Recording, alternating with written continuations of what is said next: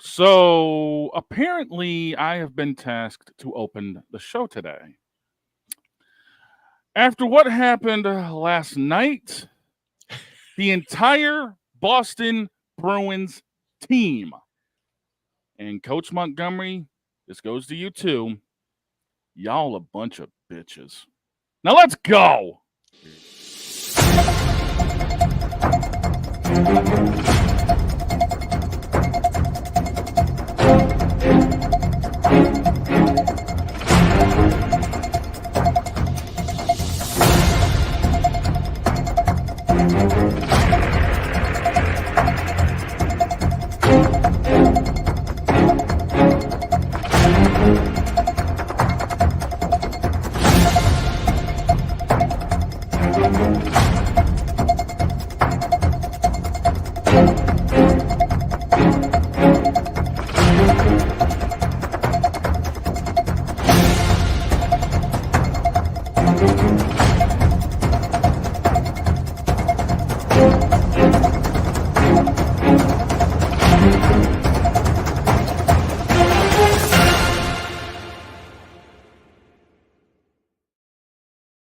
Can't do it. We'll do it live. Do it live!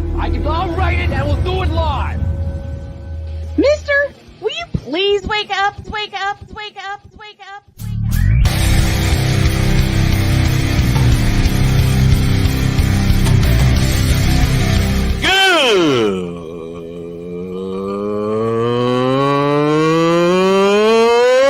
Good morning! Snowman here to all you Brock Purdy and San Francisco 49er haters. Shut up! I gotta thank you, Shane. I mean, whatever happened to the games where breaking 100 points was, I don't know, unusual?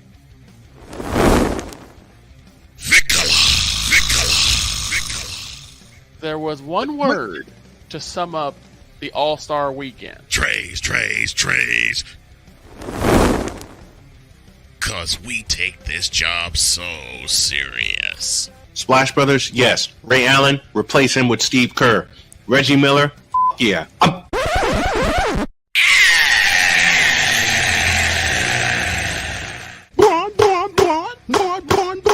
What in the all types of blue hell?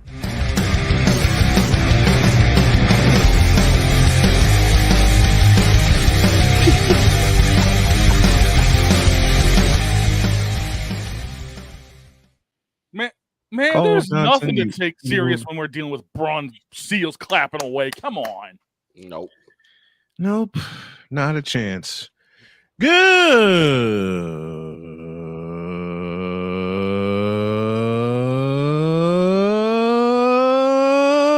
morning. Welcome to what has now become the tripped out Thursday edition of Snowman in the Morning. Glad to have y'all with us. This portion is presented by BetUS.com. BetUS.com, where the game begins. Damn it, stop that! Damn it, Cole, enough of that. I didn't ask for that, folks. Quit! Quit that crap. Quit it. We're just getting started here. Oh, hell no. Get him out of here. Get him out of here. We don't need that crap to start the show. we did not need Tam today. You gonna make me cuss this early, dude. Come on. What do you think I was doing in my mind when he hit that button? We got the clapping seals, and then we got Tam. If it ain't one, it's the other. Quit!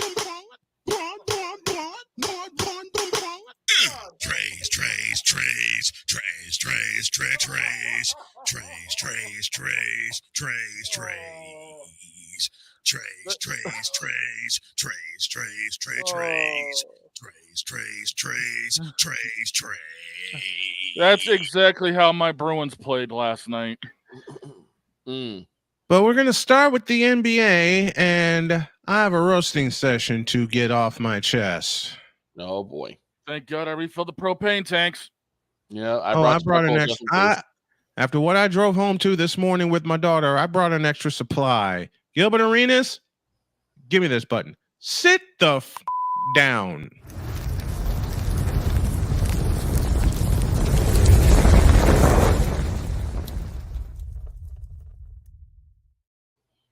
I'm going to read what this stupid.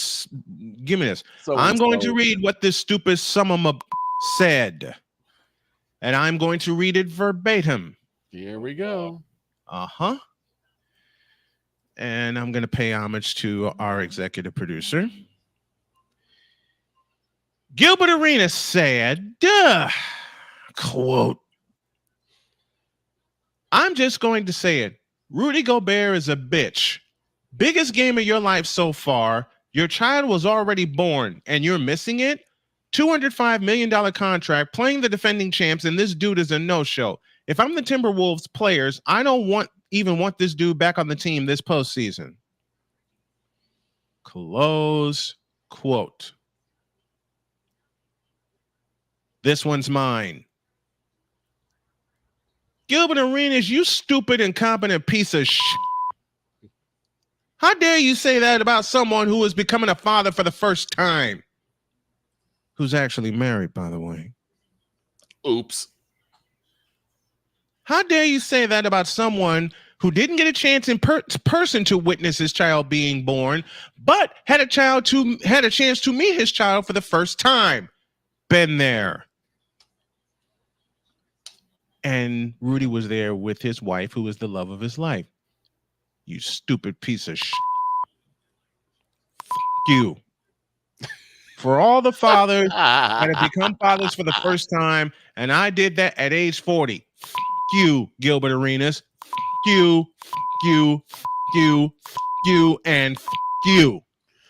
Oh, you stupid, incompetent. For you to open your swearing.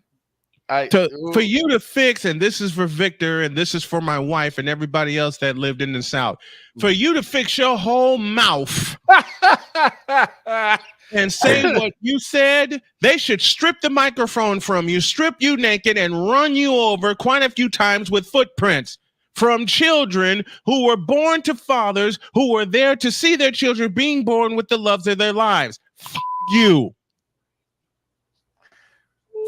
You, and you. How dare you say that about someone who's becoming a father for the first time? If it were me and if I was in Rudy Gobert's shoes and I'm seeing my first child born for the first time, I'm gone. I'm in the hospital with my wife watching my child, which I had the pleasure of seeing on March 6, 2013. You know what, Gilbert? You're the bitch for saying something like that. Whoever gave you the microphone, just like they gave Cameron Jarrell Newton a microphone, just like they gave Dak Prescott a microphone, you should have your microphone privileges stripped. When they give and the microphone should go kablooey right on the stage with it and with you. You, Gilbert Arenas, for saying what you said about a person who's becoming a father for the first time, who earned his $205 million contract, who earned his Defensive Player of the Year honors, who sees his team up 2-0 against the defending champions, who is a large part of the reason why the Minnesota Timberwolves went from basically worst to first, even though they're the number 3 seed in the Western Conference. You know what I say to all that, Gilbert Arenas? To you, you, and the ticket you rode in on. Not even the horse, the ticket.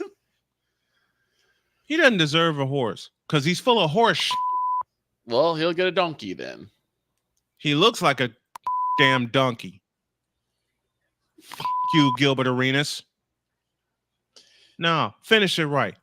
You, and you. You. Oh my God! It is indicative of a much bigger problem, though, and it's always Victor. Just a minute. By the way, you, Gilbert Arenas, Maybe if you actually learn how to be a father and a better basketball player, and maybe actually stick around with someone that actually wants your crazy ass around, Antonio Clown, pay attention. Maybe you'll be in a better situation that you're in right now. I say the same to you, LeBron James, because both of your children suck at the game of basketball. You suck worse at the game of basketball. And Gilbert Arenas, you suck so much while you were playing basketball, even though you spent time with the Golden State Warriors, and you still couldn't make anything of yourselves in those god-awful uniforms, you stupid bitch. F you. F you. And Gilbert Arenas, for the final time, f you. Now beat it.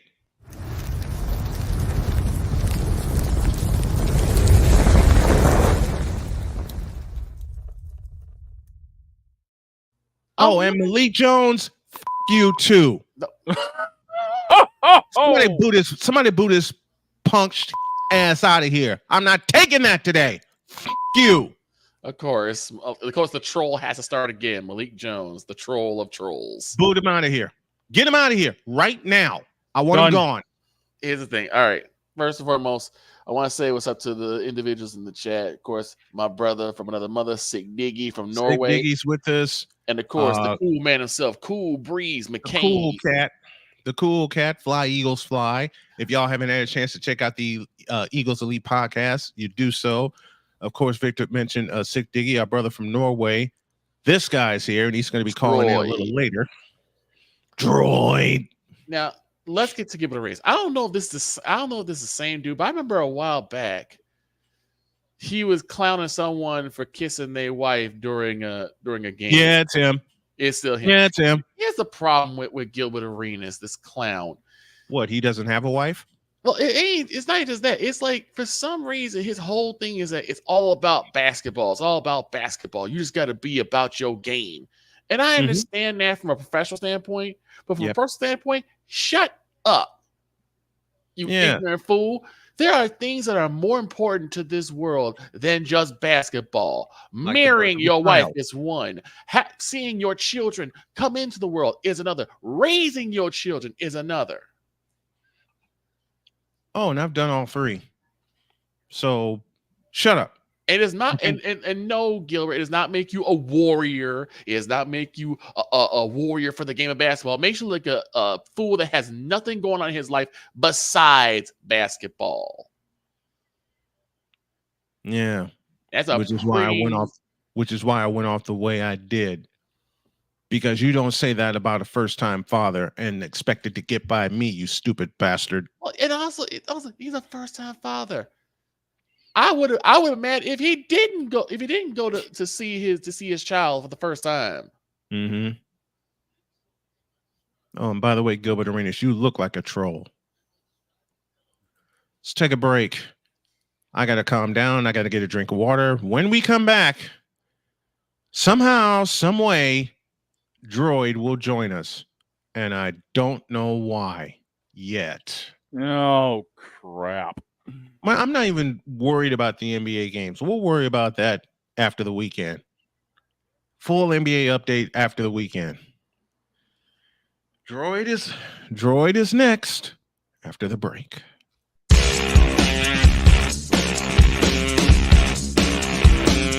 This is Snowman in the Morning.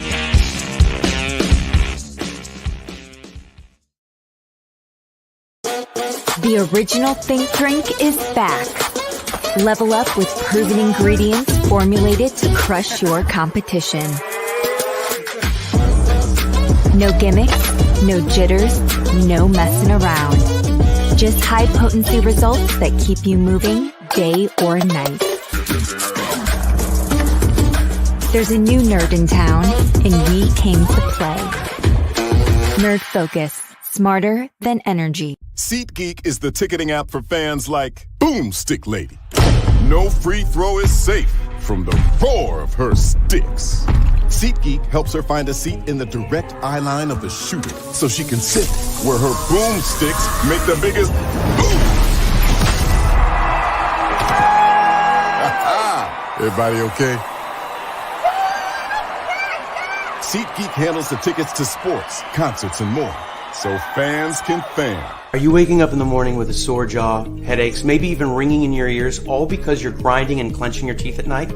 That's exactly what was going on with me. That's when I found this, the Brux Night Guard. Now, the Brux Night Guard redirects the bite force away from the back teeth, reducing jaw pain while still protecting the teeth. This unique design is what makes Brux Night Guard different from all other traditional grind guards. Go to BruxNightGuard.com and order yours today. Hey everyone, I'm joined by my old friend, Mr. Ellis Williams, AKA Mr. Biggs. You called me and you told me, you said, man, I got Car Shield and it worked. What made you get it? I have this old SUV and I know the manufacturer warranty is about to run out. I don't want to get stuck with expensive car repairs. Right. So I gave Car Shield a call. Coverage was very affordable and there was no long-term contract. A few months after that, transmission went on my car. I took it to my mechanic, they called Car Shield and saved my family and I $2,400.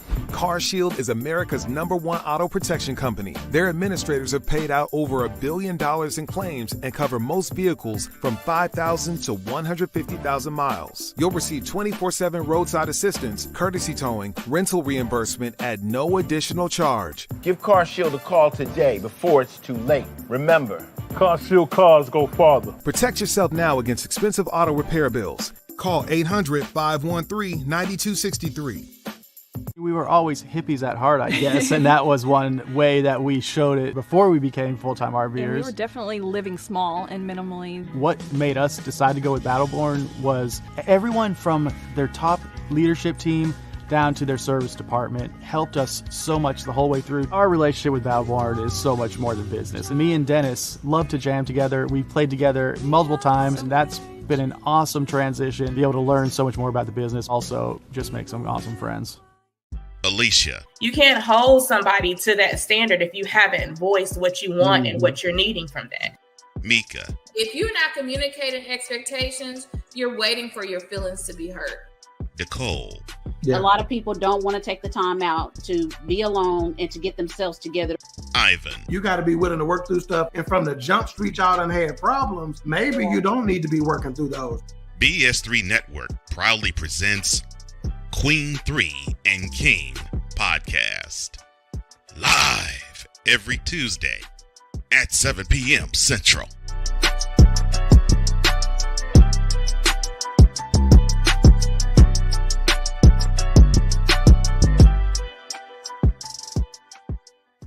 During bad weather, driving can become downright dangerous. What's your emergency, please? Trust Battle Vision Storm, the revolutionary glare reduction glasses that turn your sight bright during bad weather at night or during the day.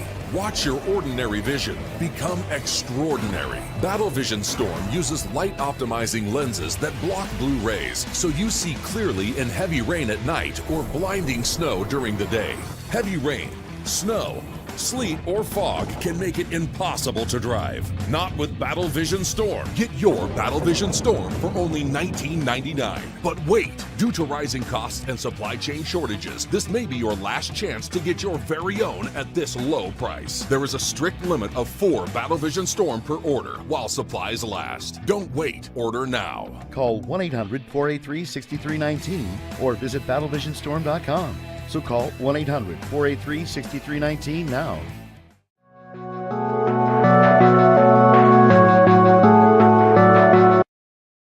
I want to do a TED Talk, but I don't have anything to talk about yet. I'm getting there. Life is for the living. We're not here that long. You can learn anything you want to learn without any money spent. What do I really enjoy? What do I really want out of life?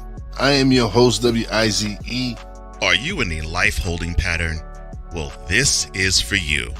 Welcome to the Stuck in My Mind podcast.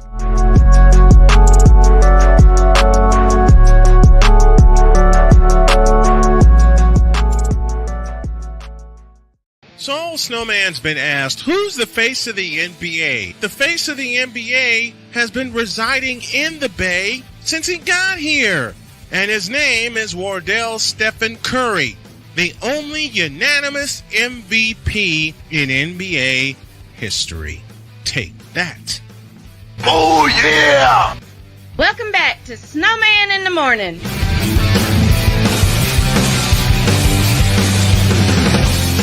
Oh, yeah! Snowman in the morning, back with you on this Thursday. Droid is on the way to talk some hockey. Before y'all go any further, mm-hmm. I need to get some stuff off my chest to Mr. Malik Jones. Oh boy, here we go. Just a minute. Oh, doggone it! I hit the wrong button.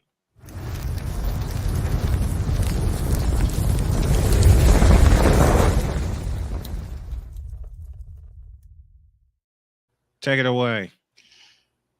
Mr. Malik Jones, I am so sorry that you decided to hitch your wagon to the LeBron James cart. I am so sorry you decided to super glue your hand to the joystick of Yo Kang. However, it does not give you the right to come in here and be disruptive and disrespectful. That's stuff we cannot allow. You are doing what myself and many others in the Fanatic Feedback Zone a bad name. Yes, we do razz each other. Yes, we do troll each other. But it gets to a point where it's starting to become very disrespectful when you're trying to disrupt the flow of the show. Why don't you try learning about some respect before you come in here and start acting crazy and trying to troll and disrupt and try to make the show about you? Please and thank you. Goodbye. Bitch. Oh, I'm sorry. I didn't mean that. I'm just trying to be respectful, but I know, and I broke my own lesson by going completely off. Yeah, and it's getting to the point with that clown that the Yoshi hammer has become a permanent fixture in my hand. There's a few more hammers that have become a permanent fixture in my hand. 22 after the hour. Folks, we're going to talk some hockey. Because, dear God in heaven, help us. And I love this guy to death. The hockey god himself is here. And Shane, why is your head bent down already? He knows what's happening. Because he knows what's coming. And it's going to be bad. You know what's happening. Here's Droid, a.k.a. Shane Creighton. The hockey god is with us. What's up, man? What's up? Do you hear me well? Yeah, you're good, man. Even though I really don't want to hear this crap that's about to happen. I'll hold it off for now. No, you won't. For now, no, because I have somebody that needs to go in the hot seat. Uh-oh. Edmonton Oilers, take a seat.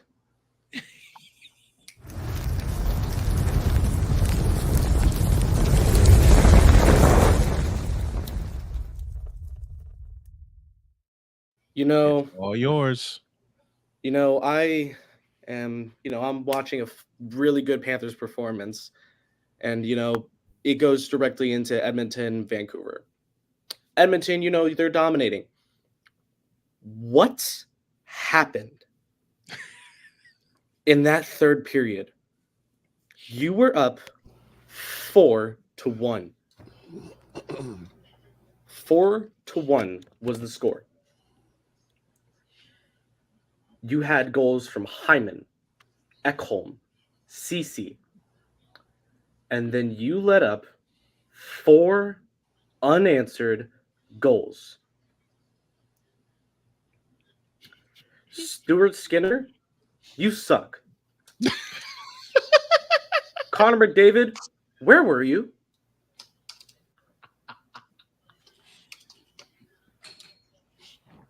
Warren Fogle, you suck. And especially you, Darnell Nurse. I wouldn't even trust you to be a real nurse.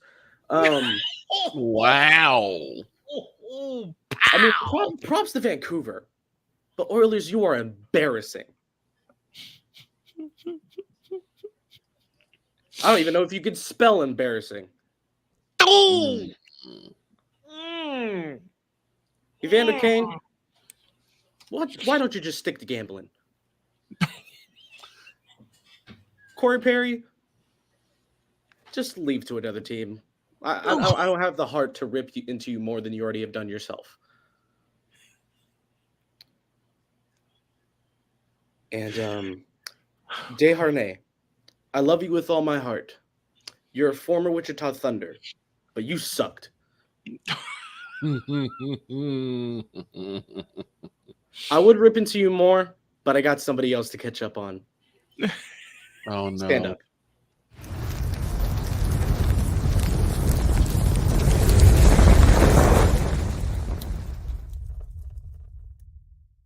Holding on to this.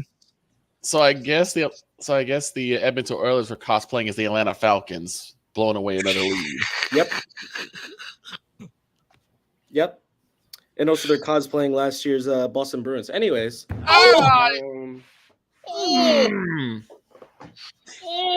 You knew that one was coming, Shaner. Shane, I'm sorry, Shane.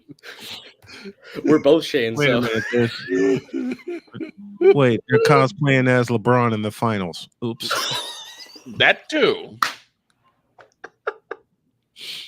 They're cosplaying as the Detroit Lions in the NFC Championship this past January. Hell, I'll throw myself on the Barbie. They're basically cosplaying as the Dallas Cowboys in every playoff game they've been in the last couple of decades. Talk about shooting yourself in the foot.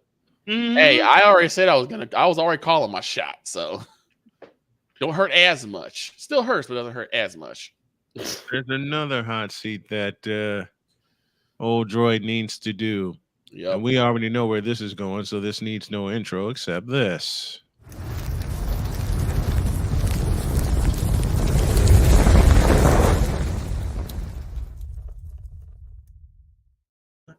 Get him. Jim Montgomery. Are you just allergic to the playoffs or something? Because let's bring it back to 2019. I know Snowman doesn't like to talk about who won this Cup final because he's a Blackhawks fan. He knows me so well. But remember when you were up against the Blues? Mm-hmm. And then that game went to double overtime and you let Patrick Maroon win it in St. Louis? Patrick Maroon. Yikes. The hometown boy? And then you're out of a coaching job because you end up losing in the finals to guess who? A Florida team, Tampa Bay. You get fired. You go to Boston after Cassidy gets fired, goes to Vegas. And then you lose in the first round after being up 3-1 against my Panthers. And now you're here thinking you can come into our barn and run through us? Jim Montgomery, if you even sniff the playoffs, you have a heart attack. Agreed. You completely suck as a coach. Lord have mercy. No one's safe today. Jeremy Swayman, you were good in game 1. Here it comes. But you weren't good in game 2. You were letting up muffins for goals. Brad Marchand, did you even have a point? Ouch. And let's talk about how the first goal of the game, scored by Boston, was practically an empty net. You say you can't score on Bob? And then all of a sudden, their line. Oh no, they changed their lines. What are we gonna do? Lose 6-1, as that's what you're gonna do. Ow. Ow. Ow. You have proved that you're an incompetent coach when you can't adapt to new lines. If you can't adapt to the opposing team changing their lines, you are an incompetent coach. That's true. That's true. Yep. Well, that kind of applies to every sport except the NFL because trying to put Zeke at center is, Oh, yeah. We learned that the hard way, didn't we? Damn. And trying to have Stephen Curry take a jump ball with Wembanyama, that doesn't work often. 6'3" against 7'4". Good Lord. I'm barely convinced that he's 6'3". I'll be honest. I'm barely convinced. That's fair. When you got everyone around you towering at like 6'7" or higher. Yep. But Boston, if you want to win this series, you're not going to do it in Florida. You're going to have to find a way to beat the Panthers on the road, considering the fact they are the best road team in the NHL. Period. The end. Now stand back up so I can rip in the Shane Lake.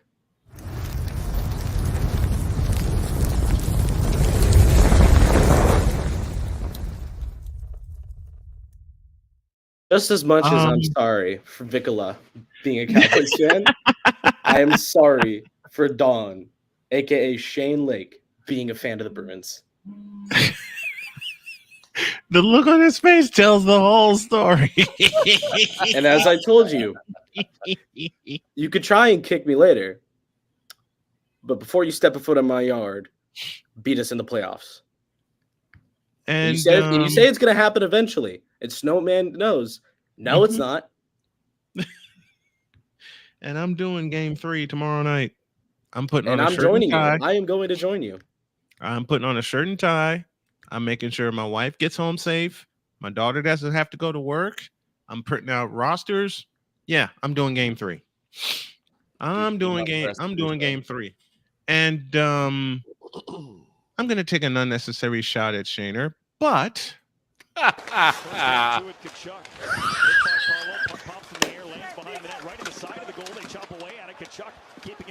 okay, now you're just being rude. Shoot stars. Ash is being rude now. Have eliminated the Boston Bruins. I memorized this. Oh, I have to. Y'all went to the Pacific Ocean. Oh, can you play the Sportsnet one? Wound. I don't think I have that one. You do, because you played it last time I was here. I did? Yes. Oh, let me. Why? Good question. Good Shane, question. Shane. Big Dog. I know you have the Jack Edwards one. You're off the hook for now. Why? This is why. The ball.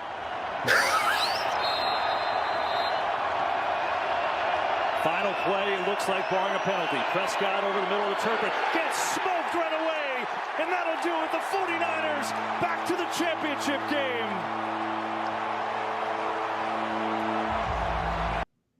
I don't know why you show that. I don't know why you show that. It doesn't bother me anymore. That doesn't bother me anymore. YouTube wants to strike me down for every time I play a clip, even though I give credit to ESPN for the Panthers and Fox Sports, including one of my favorite announcers, Kevin Burkhardt, for the recent clip. But then again, I don't know why you keep showing that clip. That doesn't bother me anymore. Yeah, it was a dumb play. Whoopee. Then quit lying. Yes. What about this other play that Snowman's about to play? Which one? Yeah, which one? No, I don't. You got to give me a clue on this. The one before the one you just played. Oh, that one.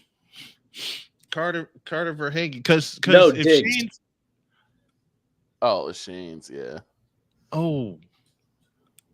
Do I have that one? I don't think I have that one. Yeah, Kittle's catch on Diggs. Yes, you do. Oh, that one?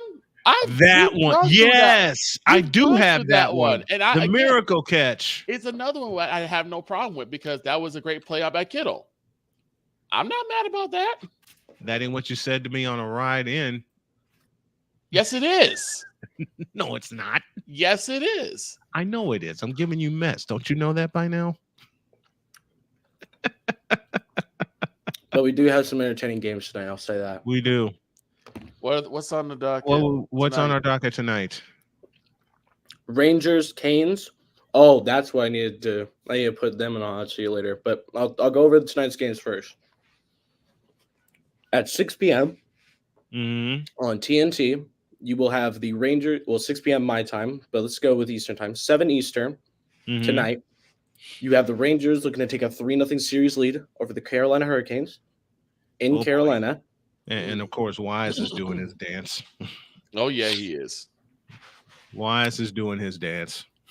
And at 8:30 p.m., immediately after Rangers Canes, the Avalanche and Stars are going up against each other.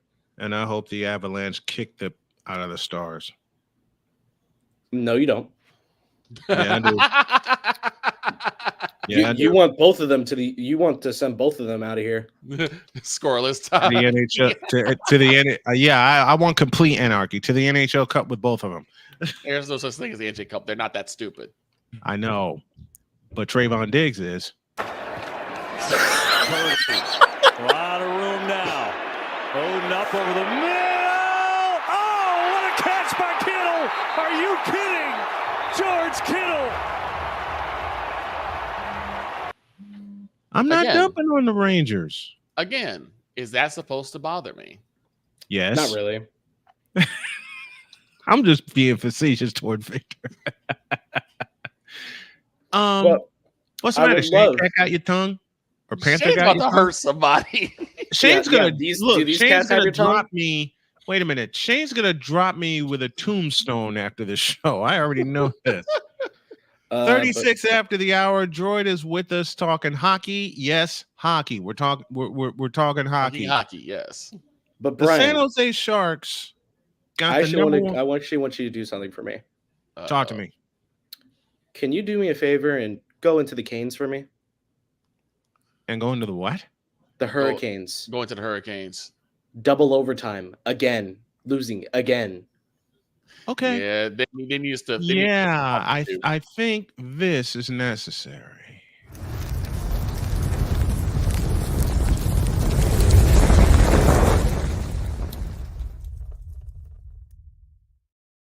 Take it. Oh Lord. There's a lot I'd love to say about the Hurricanes. One of them is that your 2006 Stanley Cup that you praised so much was the freest Stanley Cup since the Vegas Golden Knights Cup last year. Wow. Wow. You were playing the freest championship. The freest mid championship. The freest Edmonton. championship since the COVID Cup for LeBron James, or the 2016 championship when he got a big assist from Adam Silver. But I digress. But that cup was basically gifted to you on a silver platter. You were playing the most mid Edmonton Oilers team. You had 3 Hall of Famers on your team. You want to know how many the Edmonton Oilers had? One. And it was their goalie. Mm-hmm. That's it. That's it. Their goalie. No significant players, no significant defensemen. And just like the Boston Bruins, since your last cup win, you haven't done a thing in the playoffs. What'd I do to you? I Be a have Bruins no fan. idea. Boy, I'm gonna kick your ass later. As I said earlier, beat us in the playoffs. And I know you're gonna say with time. No, it's not. Yeah, that's a lot of Laker fans right now. But go on, please. That's a lot of Laker fans right now. Such rudeness. Who still seem to think that. Give me this button. Who still seem to think that this guy is the answer. It's all yours. They're gonna keep thinking that. And remember, LeBron, yes, it is you. This is how much he say it. Yes, LeBron, it is you. It's always been you, and it will forever be you. Forever and ever. Amen. Now, remember 2019. I'm going to keep going back. Conference finals. It was the last time you made the conference finals before last year. Oh. Shane Lake, remind me what the Bruins did to the Canes. Really? We're going to go there too? You beat them. You should be happy about this. Yeah, I know. What was the series score for the Bruins? Yeah, it took the entire series. No, it did not. It was a 4-0. You Oh, it was? Man, I missed that playoff series. Fan, and he doesn't. I missed that playoff series. 2019, the Cup run. I missed that series. I had my kid at the time. Give me a break, will you? I'll give you that break. All right. Yeah, you got. I'll give you a break besides Gilbert Arenas. All right. Ooh. Whoa. I thought I was bad. Whoa. And I let off the show with it. Wow.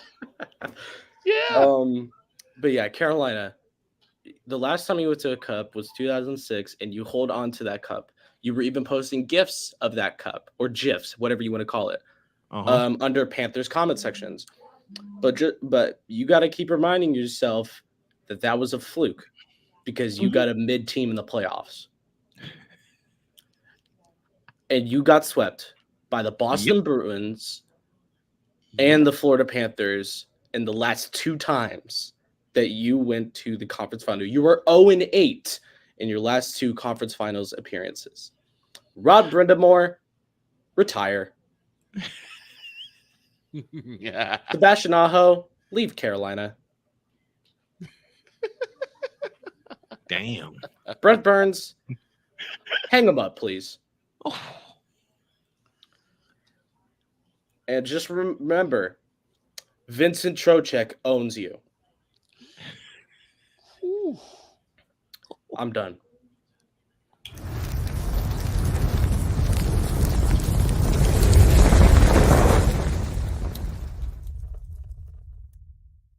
Now let's talk draft lottery. And I know you're going to be happy to say this.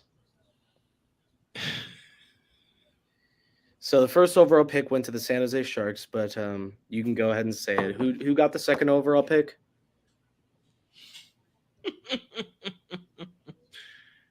I believe it was the Chicago Blackhawks. Yes, it was. It was the Chicago Blackhawks.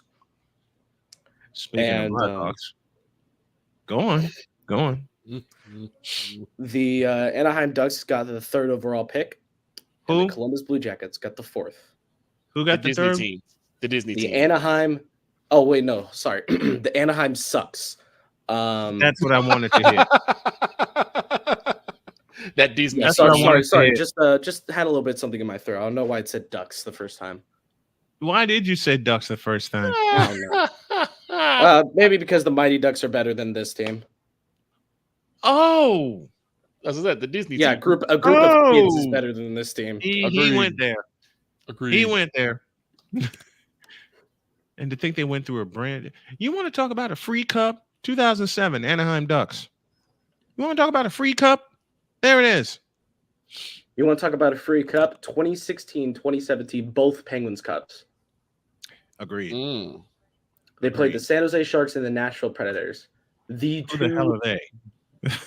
I don't know. I mean, we both know the San Jose Sharks. They got the first overall pick. I mean, look, the Sharks haven't done a doggone thing since they miraculously, and I do stress the word miraculously, came back against the Vegas Golden Knights 4 years ago. And when was that? When was that year again? 2019. And who won the cup that year? Don't remind me. Don't remind me. Because I prayed for anarchy that series. Oh, and by the way, that series between the San Jose Sharks and the Vegas Golden Knights went to a Game 7. And what did Dallas and Vegas go to? Game 7. I think Vegas likes the number 7. And Dallas I think so. I think so. But for some reason, it's only in the first round. We talk about how 2019 sports-wise was a weird year, and Victor's mind, the weirdest sports year, and I happen to agree with him, was 2016. 2016, yeah. Because somehow this happened.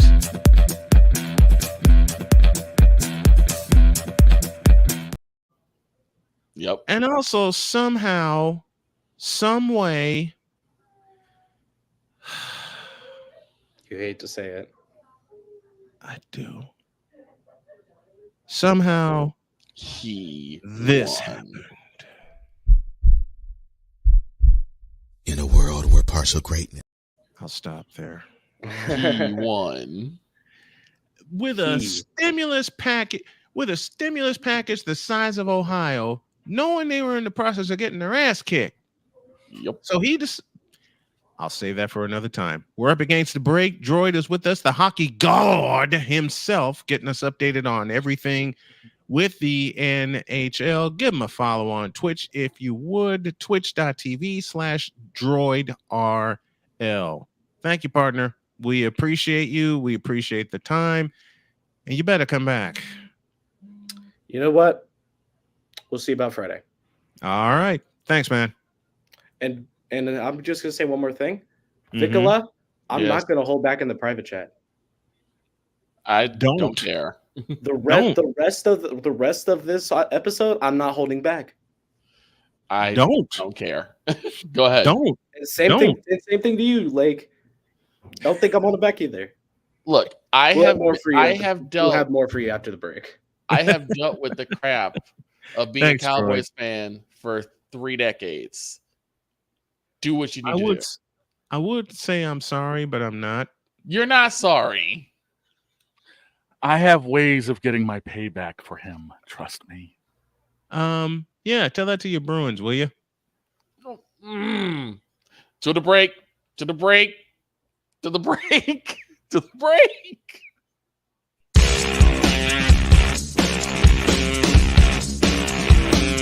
This is Snowman in the Morning.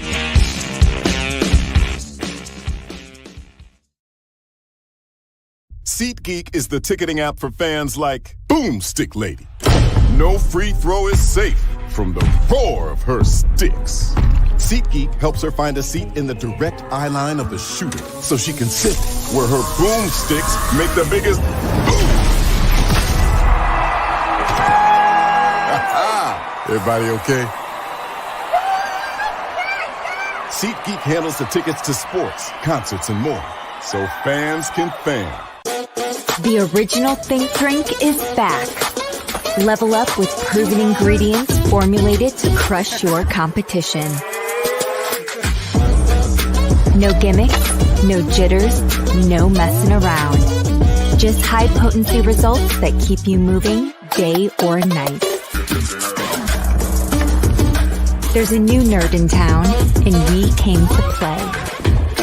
Nerd Focus. Smarter than energy. Are you waking up in the morning with a sore jaw, headaches, maybe even ringing in your ears, all because you're grinding and clenching your teeth at night? That's exactly what was going on with me. That's when I found this, the Brux Night Guard. Now, the Brux Night Guard redirects the bite force away from the back teeth, reducing jaw pain while still protecting the teeth. This unique design is what makes Brux Night Guard different from all other traditional grind guards. Go to BruxNightGuard.com and order yours today. We were always hippies at heart, I guess, and that was one way that we showed it before we became full-time RVers. And we were definitely living small and minimally. What made us decide to go with Battleborn was everyone from their top leadership team down to their service department helped us so much the whole way through. Our relationship with Battleborn is so much more than business. And me and Dennis love to jam together. We've played together multiple times, and that's been an awesome transition. Be able to learn so much more about the business, also just make some awesome friends. Hey everyone, I'm joined by my old friend, Mr. Ellis Williams, AKA Mr. Biggs. You called me and you told me, you said, man, I got Car Shield and it worked. What made you get it? I have this old SUV and I know the manufacturer warranty is about to run out. I don't want to get stuck with expensive car repairs. Right. So I gave Car Shield a call. Coverage was very affordable and there was no long-term contract. A few months after that, transmission went on my car. I took it to my mechanic, they called Car Shield and saved my family on $2,400.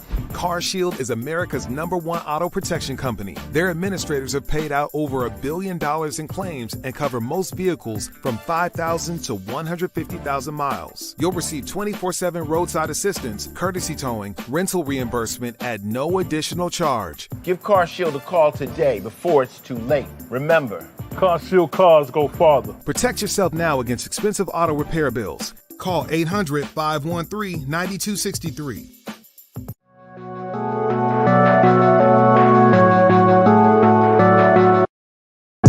want to do a TED Talk, but I don't have anything to talk about yet. I'm getting there. Life is for the living. We're not here that long. You can learn anything you want to learn without any money spent. What do I really enjoy? What do I really want out of life?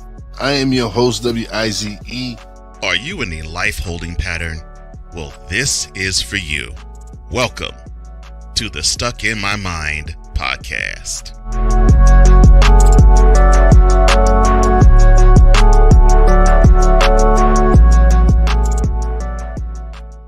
During bad weather, driving can become downright dangerous. What's your emergency, please? Trust Battle Vision Storm, the revolutionary glare reduction glasses that turn your sight bright during bad weather at night or during the day. Watch your ordinary vision become extraordinary. Battle Vision Storm uses light optimizing lenses that block blue rays so you see clearly in heavy rain at night or blinding snow during the day. Heavy rain, snow, sleet, or fog can make it impossible to drive. Not with Battle Vision Storm. Get your Battle Vision Storm for only $19.99. But wait, due to rising costs and supply chain shortages, this may be your last chance to get your very own at this low price. There is a strict limit of 4 Battle Vision Storm per order while supplies last. Don't wait, order now. Call 1-800-483-6319 or visit battlevisionstorm.com. So call 1-800-483-6319 now. So Snowman's been asked, who's the face of the NBA? Mister, how do you operate this Twitter thing or this Instagram thing or whatever the heck? You're supposed to know all this stuff. Anyway, welcome back to the show. Thank you, my love. Official SITM is the ID that you need, and SNWMN multimedia. Why are you shaking your head? I'm thinking of payback ways, trust me. Oh, you are, eh? Oh, you are. Oh, yeah. Oh, yeah. You seem to forget I hold the ace in the hole.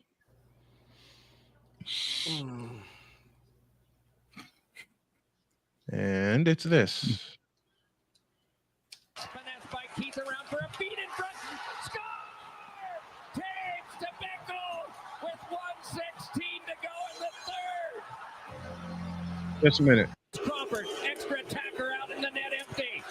They battle in the corner. It's finesse by Keith around for a feed in front. Score! Taves to Bickle with 1:16 to go. This is courtesy of NBC and the legendary Doc Emmerich on the call.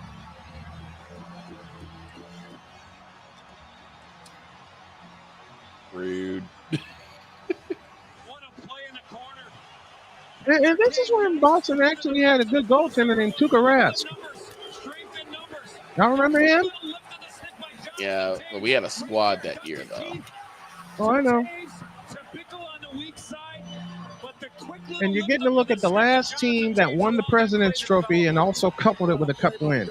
That's just great team hockey by the Chicago Blackhawks, but in particular, the great read and pitch by Duncan Keith. Wow. And NBC is getting courtesy for the video. It is Luke Keach back to Ferentz with 70 seconds separating these teams from another overtime. Hasn't happened yet, though. Here's one thrown by Brolik that's blocked away by Rask. Help to the back. Oduya shot deflected. Scramble. They score! Ballin 3-2 with less than a minute to go. And everybody in TD Garden went, what? And I actually went to the washroom. I was on a train. I went to the I was washroom on the train because I listening to John Weideman. 2-1 deficit, a 3-2 lead. Again, knifing through the middle of the ice. Boland to And Shane effectively has grown 100 gray hairs. Shane's about to kill everybody. Oh, yeah, I know I'm going to get it. I went to the washroom. I'm like, okay, Boston's You went got to it. the I went to the washroom? washroom. Yeah, I went to the washroom because I was holding it for the entire game up until this point. And I'm like, I've done that. I'm like, all right. With our favorite teams, we've all done that. Right, like, all right, I can't hold no more. I'm gonna go to the washroom. Boston's And then got that it. happened. And then it happened. I nearly made a mess of the bathroom. Mm-hmm. But oh yeah. And we're all thinking, what?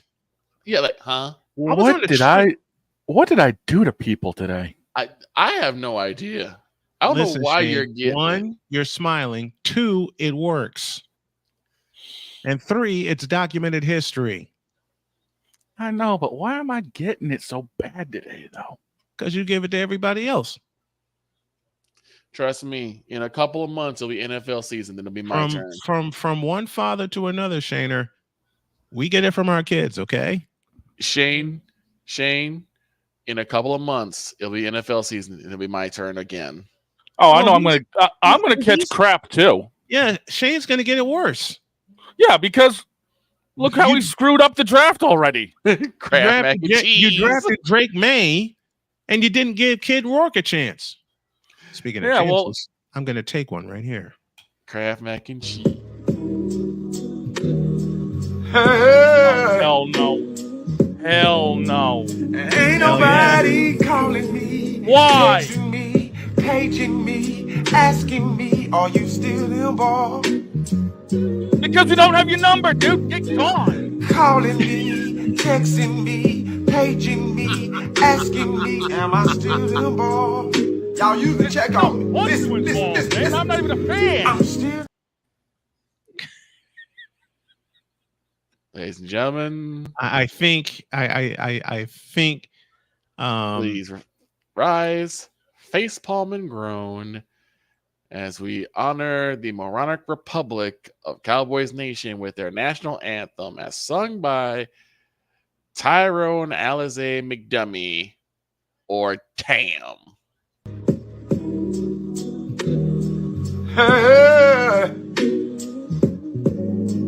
Ain't nobody.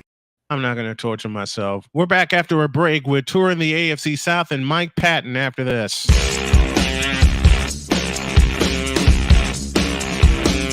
This is Snowman in the Morning.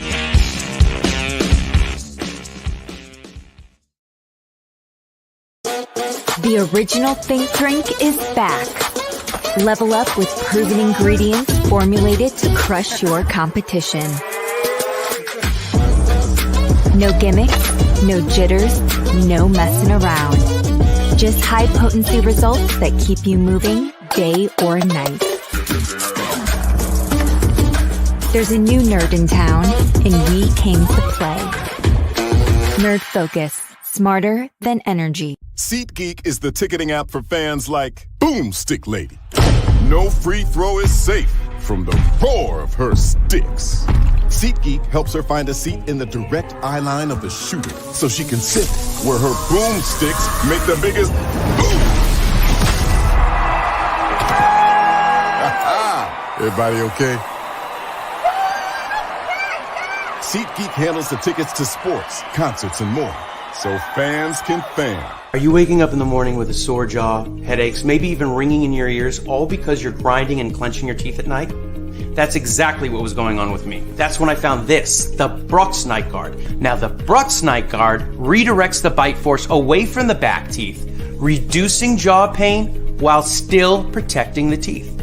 This unique design is what makes Brooks Night Guard different from all other traditional grind guards. Go to brooksnightguard.com and order yours today. Hey everyone, I'm joined by my old friend, Mr. Ellis Williams, AKA Mr. Biggs. You called me and you told me, you said, man, I got Car Shield and it worked. What made you get it? I have this old SUV and I know the manufacturer warranty is about to run out. I didn't want to get stuck with expensive car repairs. Right. So I gave Car Shield a call. Coverage was very affordable and there was no long-term contract. A few months after that, transmission went on my car. I took it to my mechanic, they called Car Shield and saved my family on $2,400. Car Shield is America's #1 auto protection company. Their administrators have paid out over $1 billion in claims and cover most vehicles from 5,000 to 150,000 miles. You'll receive 24/7 roadside assistance, courtesy towing, rental reimbursement at no additional charge. Give Car Shield a call today before it's too late. Remember, Car Shield cars go farther. Protect yourself now against expensive auto repair bills. Call 800-513-9263. We were always hippies at heart, I guess, and that was one way that we showed it before we became full-time RVers. And we were definitely living small and minimally. What made us decide to go with Battleborn was everyone from their top leadership team down to their service department helped us so much the whole way through. Our relationship with Battleborn is so much more than business. And me and Dennis love to jam together. We've played together multiple times, and that's been an awesome transition. Be able to learn so much more about the business, also just make some awesome friends. Alicia. You can't hold somebody to that standard if you haven't voiced what you want and what you're needing from that. Mika. If you're not communicating expectations, you're waiting for your feelings to be hurt. Nicole. A lot of people don't want to take the time out to be alone and to get themselves together. Ivan. You got to be willing to work through stuff. And from the jump street, y'all done had problems. Maybe you don't need to be working through those. BS3 Network proudly presents Queen 3 and King podcast. Live every Tuesday at 7 p.m. Central.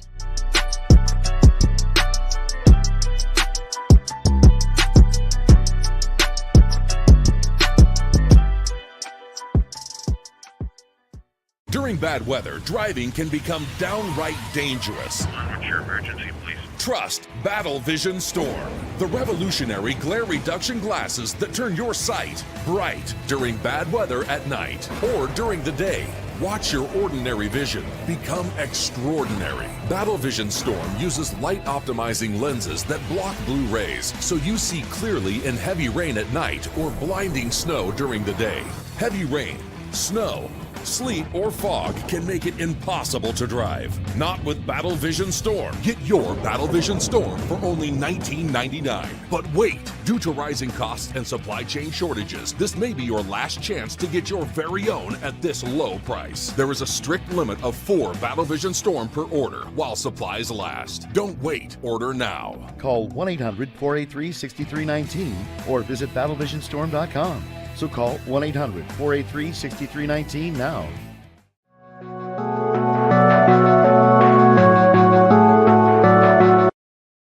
I want to do a TED Talk, but I don't have anything to talk about yet. I'm getting there.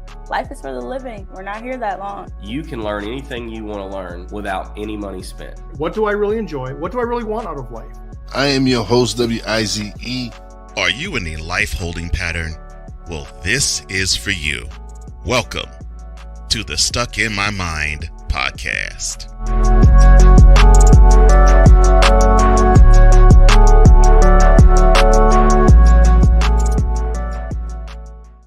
So, Snowman's been asked, who's the face of the NBA? The face of the NBA has been residing in the Bay since he got here. And his name is Wardell Stephen Curry, the only unanimous MVP in NBA history. Take that. Oh, yeah! Welcome back to Snowman in the Morning.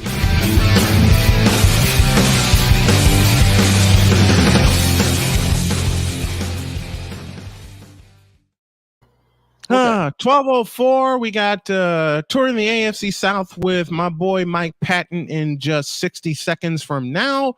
And this hour is brought to you by Invader Coffee. Yes, I know it's afternoon, but I'm talking about coffee because if, Invader Coffee is a sponsor of ours. Go to invadercoffee.com, place your order, and you will receive 15% off of your purchase. Invader Coffee, fuel for the fearless. All right, I have somebody I'm going to bring on right now who I have been trying to get on literally for about 4 years. Our schedules just never worked out because people tell me that I'm the hardest working man in sports. Nuh-uh.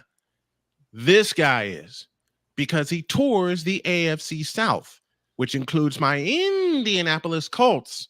We're going to hand out some grades right now as we tour the AFC South. Please help me welcome the man in charge of touring the AFC South, the one, the only, Mike Patton. Brother, how are you, man? I think you, Mike. Yeah, I see him. I see him too. I think he can't hear us at all. Okay. Oh my gosh! Here we go again. Y'all can hear me okay, right? Yes, Yeah, yes, we can. got you, dude. We hear you fine. We hear you just fine. Mike, I'm gonna drop you. Check your microphone set. Just type it again. We can hear you typing. Dude, we Right. hear the typing. We hear the typing. Yeah, we okay. He'll go out and he'll go out and come back in. Cycle it. Okay. Cycle it. Cycle it. Go ahead and recycle. Okay. I'm not losing this. No. I'm not losing this because I've been wanting him on for a long, long time. If I got to redo the intro, I got to redo the intro. 12:06, 6 minutes after the hour. We're trying to solve some technical problems with Mike Patton coming on, and I'll tell you what, we're going to be, but through the next couple of shows, we're going to be handing out some grades just to not only just to shut some people up, but because we've been calling so many audibles. We've called more audibles than Andrew Luck. Yeah, man, we've called more audibles than Peyton Manning yelling Omaha. That too. More than once. All right. Omaha. Oh, ha ha. All right. Try again. Mike, you with us? Brother, yes, sir. what I up? can hear you. All right. He's here. Mike Patton joining us as we get ready to tour the AFC South. Like I said, I've been wanting this man on for a while. Our schedules just never coincided until now. How are you, my friend? I'm doing great. How are you all? Oh, we're doing good. We're doing good, man. Time to hand out some grades for the AFC South. Which team do you want to start with? I mean, we can start with the team in the city that I'm in, the Titans. Let's go with it. Talk to me. Well, let's see. As far as the grades for that team, I definitely give them an A. I definitely think they did an excellent job in terms of drafting for what they needed and getting it where they wanted it. I mean, give you a prime example. 4th round draft pick, Cedric Gray, potential starter and inside linebacker, position you needed. And he's a 2-time all ACC player and very, very much does the coverages that they need as well. So you didn't have anybody beside Kenneth Murray. You put him there. You got Tavondre Sweat, which I know a lot of people are like, oh, you know, he got a DWI and all those different things. And I understand that, but he's a perfect fit next to Jeffrey Simmons. And he's got people there that actually can mentor him as well in terms of Jeffrey Simmons. And then one of his old college teammates actually is with the Titans as well. So that actually helps too. So, you know, overall, I give them an A. I do like the J.C. Latham pick. I know people were like, I don't know, he's got to switch from right tackle to left tackle. But the thing you also have to remember is Joe Alt would have had to do the same thing too. That's what people always forget. So, you know, I definitely think for the depth of their draft. And then, another guy to think about, James Williams from Miami. A 6'5" safety that's going to be converted to a linebacker. Yeah. That's just nuts. So, and a safety at 6'5". That's mammoth. Yeah. So he could potentially be a guy, along with the guy they drafted last year or had around last year, and Otis Reese. So those are two linebackers that are athletic and can do a lot of different things that they could potentially, one or the other pans out. You never know what could happen. Any spots on the Titans that are still of need coming into this season and that they could maybe fulfill with some undrafted free agents? I would say maybe depth at tight end, perhaps. And you're always looking for more offensive linemen with your Titans because how the offensive line was last year. So, right. But you did bring in Sadiq Charles. You did from the Commanders. You did bring in Brunskill last year. You brought a new center, Lloyd Cushenberry from the Denver Broncos. So they brought in pieces to address that. It's just a matter of building depth and things like that. Maybe tight end. But they just addressed the slot position with Tyler Boyd, signed him to a 1-year, $4.5 million deal. So they're definitely deeper at wide receiver. They're more veteran at wide receiver, but not necessarily old across the board. Let's go down. Let's go a little further south and talk Jacksonville Jaguars. After starting 8-3, collapsed, lost the division, lost a playoff spot. How do you grade them? I mean, I gave them maybe a C- perhaps. I mean, that's just being generous, I would say. I mean, Brian Thomas definitely fits what they need. They lose Calvin Ridley to the Titans. They needed somebody else to step in and be a wide receiver for them. He's 6'3", shifty, and definitely can do some things for his size, and adjust to the ball really, really well, especially in tight spaces. But he kind of rounds off his routes in the intermediate routes, which needs a lot of work there. But Mason Smith, I get that pick, and I understand the value of him. But the thing I did not get, you waited to the third round to get another cornerback. Cornerback is huge for them because they let go of Darius Williams from last year's team. They have Ronald Darby is one of the starters opposite of Tyson Campbell. And if you know Ronald Darby, he's been on multiple teams in the NFL and that's stuck. Yes. So that just, to me, I didn't understand that pickup or just Jerry and Jones. But he's mostly played slot in college, not outside. And then to put on top of that, you're bringing in Darnell Savage from the Green Bay Packers, and you're not going to play him at safety. You're going to play him as a slot guy. And I'm like, it just, to me, you're doing a little too much. But it is what it is, and that's what they want to do. I don't like the Jordan Jefferson pick. I know he tested well, but in watching his tape, he laid on blocks a little bit. He kind of didn't really use his hands as well. So, I mean, maybe they can get more of that out of him, being that his defensive coordinator is part of their staff. But I don't like that pick. The pick I did like, though, I did like DeAndre Prince, though, the pick out of Ole Miss. He's a guy that, he did have his share of bumps and bruises out there. But the thing I did like about him is that he's very confident in his ability, and he has the ability. He's shown the ability to do different things out there at cornerback and outside cornerback as well. But he just doesn't consistently do it, and he kind of trusts his ability just a little bit too much sometimes, which that can be scary for any defensive back. So, and then of course I got to give him a little bit of grief because they did draft a kicker in the 6th round. But other than that, I just didn't really vibe with their draft. I was trying to figure it out, but then again, Trent Baalke is doing their draft, so that does kind of make sense how they draft. You don't have to explain Trent Baalke to me twice. Good Lord. The Baalke years in the Bay were horrible, just plain horrible. Too much trying to control everything. Yep. That's what I don't like. That's the difference I think between him and maybe Rand, because Rand took the idea that Harbaugh and not Harbaugh, but God, I'm forgetting names. But anyway, he brought from San Francisco out to Tennessee basically what they were doing there. And if someone has a player that they're confident in, he allows them to kind of put together something and convince him that that's the guy. Yeah. Kind of like with J.C. Latham, that's Bill Callahan's guy. Yeah, so that's why he likes him very much. That's why they ended up drafting him. So. Touring the AFC South with Mike Patton, handing out some draft grades in the AFC South. Now to the two teams that competed in the final weekend for the South title. Let's begin in my neck of the woods with the Indianapolis Colts. What say you about them? Well, actually, I did not. I liked some of their draft picks. I give them maybe a C. Well, if I'm going to give the Jaguars a C minus, I may give them like a B minus at best or a C.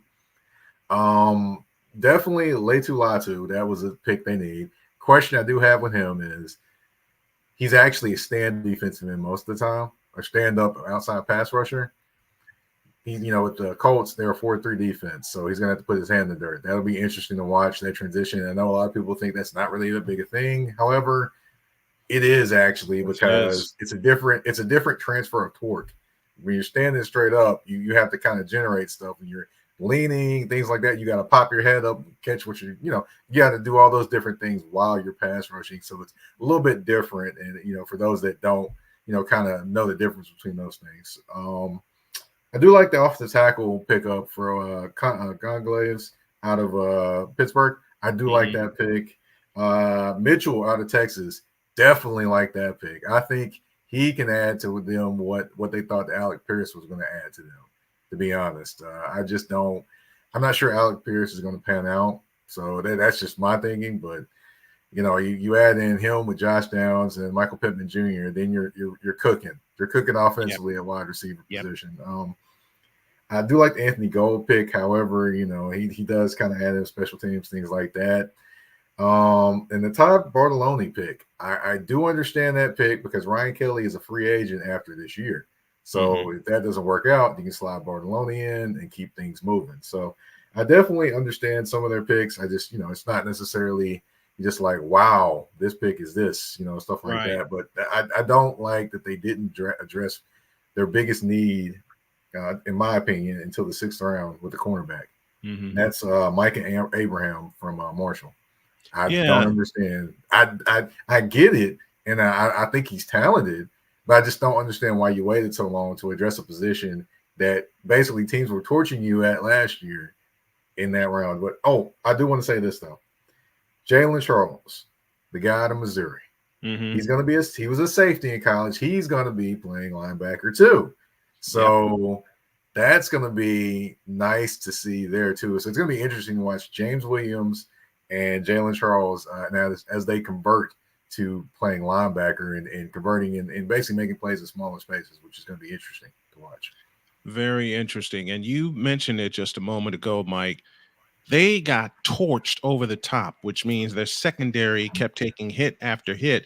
All you have to do to elaborate that point and bring it home was look at the first play that the Houston Texans ran against them in Week 18 when they threw right over the top to a wide open receiver, and that turned into a 75-yard touchdown, which eventually turned into a Texans win. Sixth round, they waited till the 6th round to address their secondary and address their cornerback position. Yeah, I just don't understand that. I do like the pickup of bringing Blackman back though as safety, but they just they were missing him, I believe, in that game, and it definitely showed. So you would think draft more towards that position and also add to the safety position as well, but they didn't. It is what it is. There's still some veteran safeties out there, like a Justin Simmons perhaps and a Marcus May. But of course, you may have some competition with those positions with a particular team in Nashville as well. So, I mean, we'll see what happens. But now to the top of the pile and the division champion Houston Texans. What say you about them? I actually like their draft. I mean, if I had to, I'll rank the drafts if you want me to. I can do that too. But I definitely would say that I give them a B. I definitely give the Texans a B. They went right to one thing they needed to address, which is a cornerback, Kamari Lassiter out of Georgia. He's an aggressive guy that can actually start for them. I mean, just let me paint you the picture of their cornerback room on the opposite of their star corner, obviously Derek Stingley. They brought in Jeff Okudah from, basically his third team. Remember, he was a first-round draft pick, Detroit Lions, played for the Falcons, now he's playing for the Texans. And they brought in another failed first-round draft pick, and C.J. Henderson played for the Jaguars, then played for the Panthers, now playing for the Texans as well. So with me, I'm thinking one of those guys is not going to make the team, and I don't think they're necessarily going to just rediscover themselves there. So I think that Kamari Lassiter definitely has a good shot to be a starter, especially coming from that defense as well. So, definitely that. I do like the Blake Fisher pickup. Gives him a nice swing tackle, a young swing tackle. Played opposite of Joe Alt, so he definitely has a lot of game experience. Caleb Bullock, I mean, he's a lengthy guy. He's not necessarily going to be dependent to start at the beginning, but, can eventually replace Jimmy Ward. I'm kind of iffy on him. He can't be susceptible to different things. He's got to be a little bit stronger at the point of attack, but hey, it is what it is. Kate Stover, I do like that pick, though. Very familiar with C.J. Stroud. Guy just gets open. I'm not saying he's going to make people miss at the pro level, but he just finds ways to get open. And I would say that, in case Brevin Jordan leaves next year, he can just slide in and be the second tight end for them. And they use tight ends a lot anyway, so he fits into the scheme of the things that they have. I do have a couple kind of yips when it comes to them.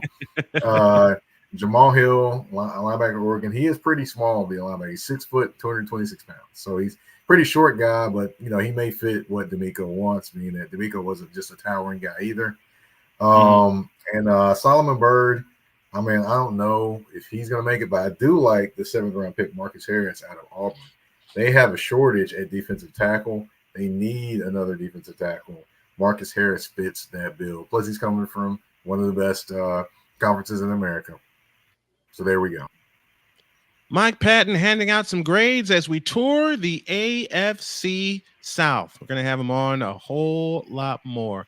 I thank you very much, my friend, for coming on this afternoon. I appreciate it.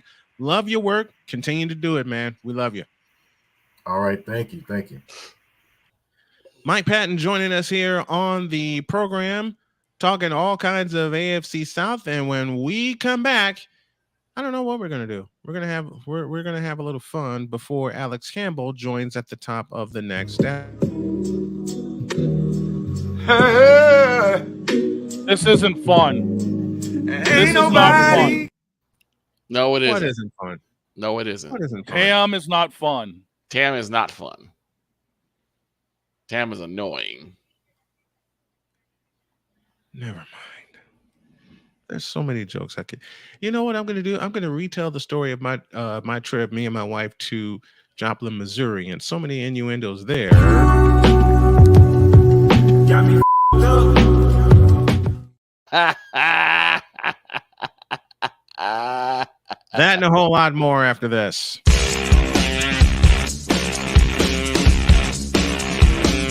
This is Snowman in the Morning.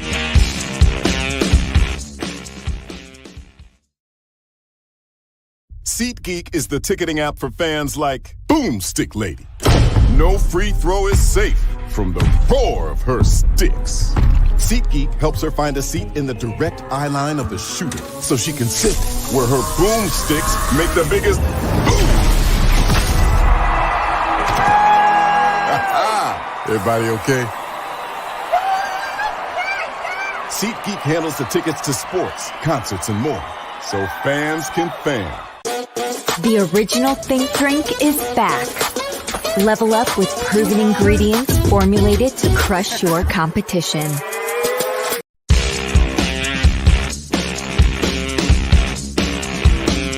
This is Snowman in the Morning.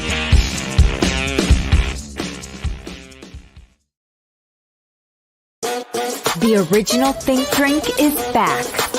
Level up with proven ingredients formulated to crush your competition.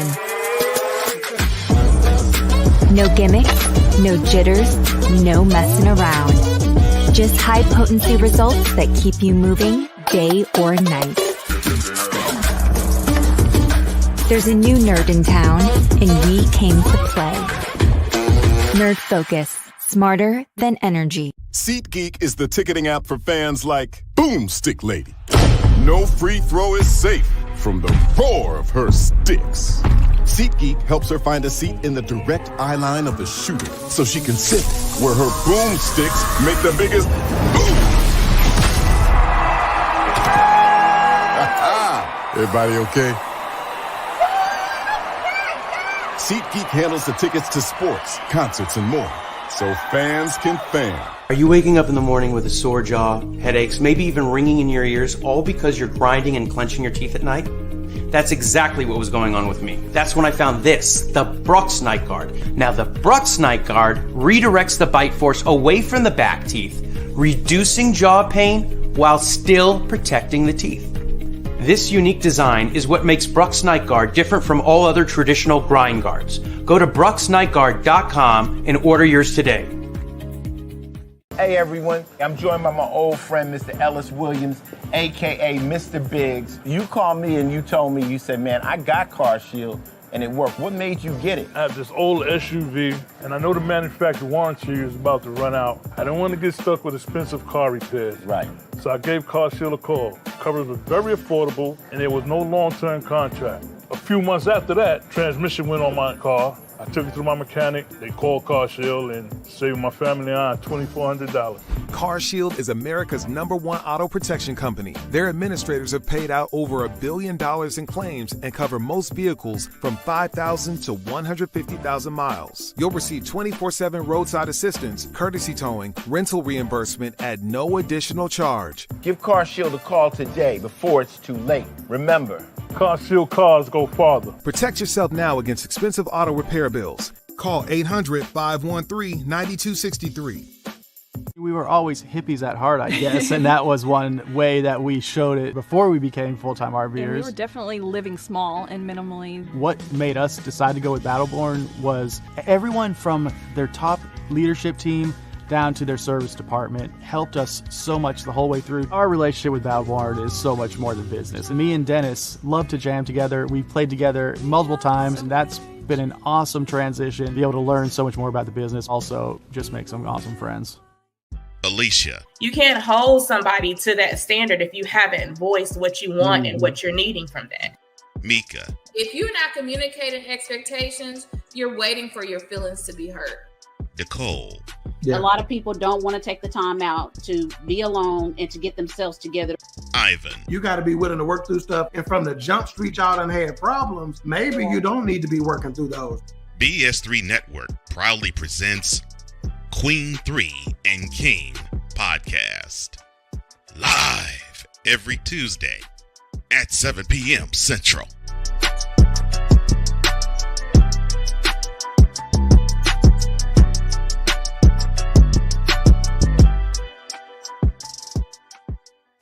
During bad weather, driving can become downright dangerous. What's your emergency, please? Trust Battle Vision Storm, the revolutionary glare reduction glasses that turn your sight bright during bad weather at night or during the day. Watch your ordinary vision become extraordinary. Battle Vision Storm uses light optimizing lenses that block blue rays so you see clearly in heavy rain at night or blinding snow during the day. Heavy rain, snow, sleet, or fog can make it impossible to drive. Not with Battle Vision Storm. Get your Battle Vision Storm for only $19.99. But wait, due to rising costs and supply chain shortages, this may be your last chance to get your very own at this low price. There is a strict limit of 4 Battle Vision Storm per order while supplies last. Don't wait, order now. Call 1-800-483-6319 or visit battlevisionstorm.com. So call 1-800-483-6319 now.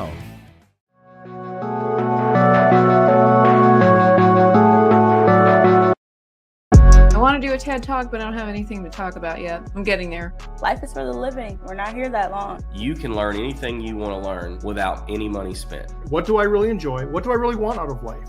I am your host, WIZE. Are you in a life holding pattern? Well, this is for you. Welcome to the Stuck in My Mind podcast.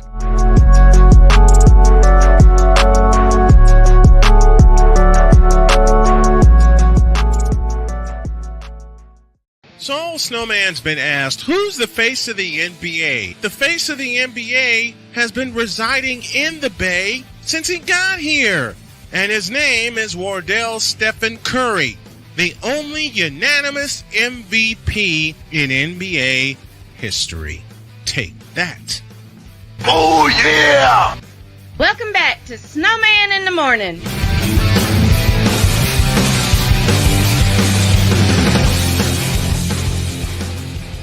Phew. I just alerted one of my final guests that we either have to postpone or I'll have him on now if he gets this in time.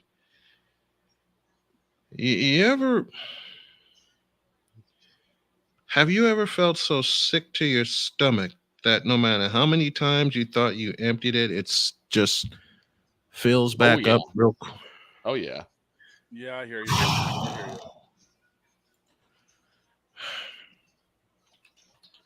That's what happened.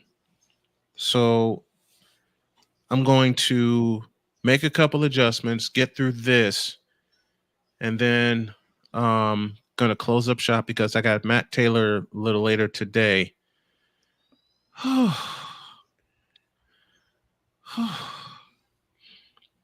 That's what happened. For those of you who don't know, Shane and Victor can see me in the back room. Mm-hmm. And when I originally started the break, I was fine, but then El Smacko and I took off. Yeah. Yep. I think a lot of it has to do with laughter and Shane punching me in the gut for what I played earlier today. No. Let me be serious. Thank you to Mike Patton for coming on. Thank you to Droid for coming on as well. Thank you to everyone in the Fanatics feedback zone that has been patient as I try to figure out my stomach. Because remember, a part of it's gone. Yeah. Along with a few other parts when I had my cancer surgery. Phew. Mercy. That last one was bad. That last one was bad. Okay. Halfway home through this hour, I'm awaiting an answer from Alex Campbell. I will message my other guest and tell him to come on to either tomorrow or Monday. I am shutting this down at 1:00. I got to listen to my body because it's acting a fool right now. But speaking of acting a fool, my wife and I went to Missouri over the weekend. I didn't say it yet, Shane. I'm just here. You're okay, Marshawn Lynch. Funny thing is, for most of this week, I've actually been eating Skittles during the show. Yeah.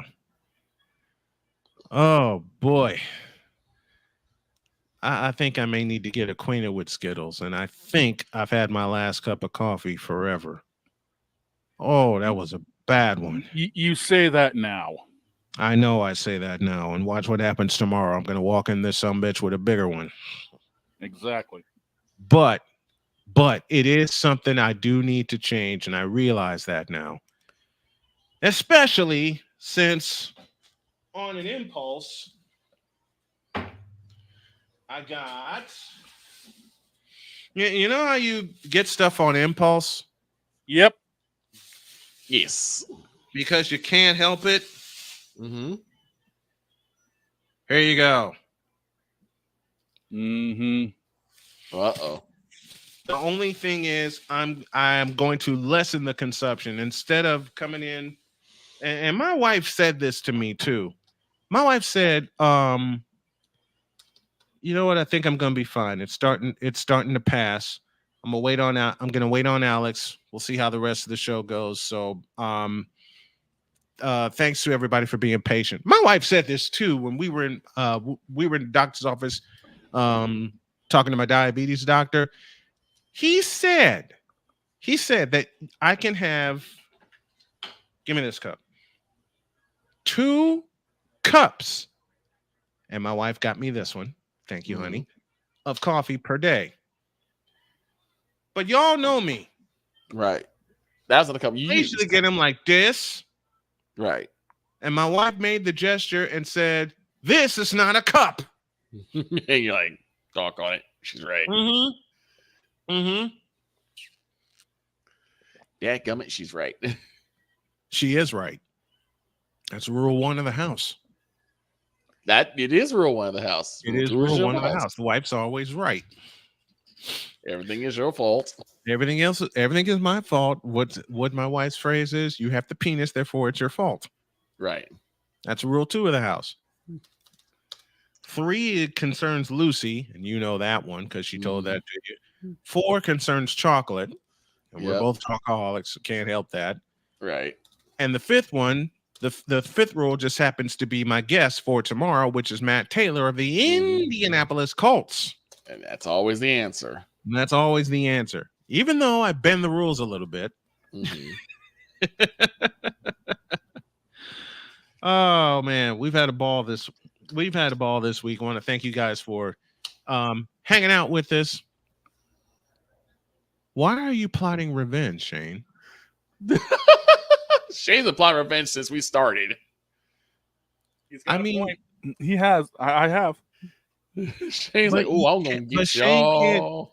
But see, Shane can't do anything. Shane can't do anything. And I have a very good reason. Given what Droid said, find the lie.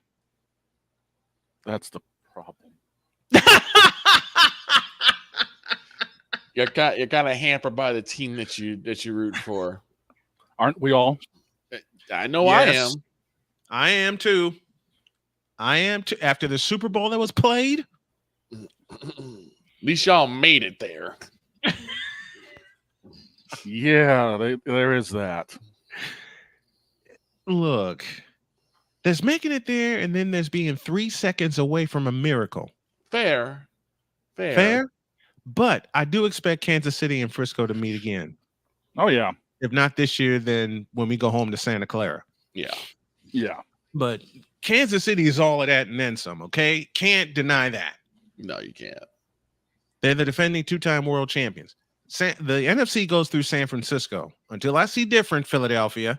Until I see different, Dallas. The NFC goes through San Francisco, period. But like I said, I expect Philly and Frisco to compete for the NFC championship. And then Frisco and KC meet for the title in Nolans. Okay. In the Superdome. In the Superdome. Now, I've only seen the Superdome. I've never been in the Superdome. I've seen it too. I've never been in it, but I have seen it. I don't want to see the Superdome. I want to be in it. Don't we all? I want to be in the Superdome. I want to be on Radio Row in New Orleans. While we got a few minutes and while we're steaming toward the top of the hour, let's talk draft grades for the AFC East. Okay. Let's stay with the theme and let's keep going. And my stomach is starting to settle now, so that's good. So a little bit of edge has been taken off. So thank you guys so much. All right. AFC East. We did the AFC. You know what? Change that. Let's do AFC North. Okay. Let's do that because we got the South in the books. Mm-hmm. And I know Shane does all his research and then some. So I'll let y'all pick. You want to do the East or you want to do the North? I'll let y'all pick. Don't matter to me. Let's go north. Okay. Do the North. Okay. Let's go north. Vicalas says AFC North, and that is where we go. You like what you're hearing? Leave us a tip at snowmanmultimedia.net. That'll be the new website /tips. Okay. AFC North, and we will begin. Why'd I type that? With the Pittsburgh Steelers. What say you, Shane-O? Oh, where do we begin with a tumultuous team with a couple of idiots at quarterback?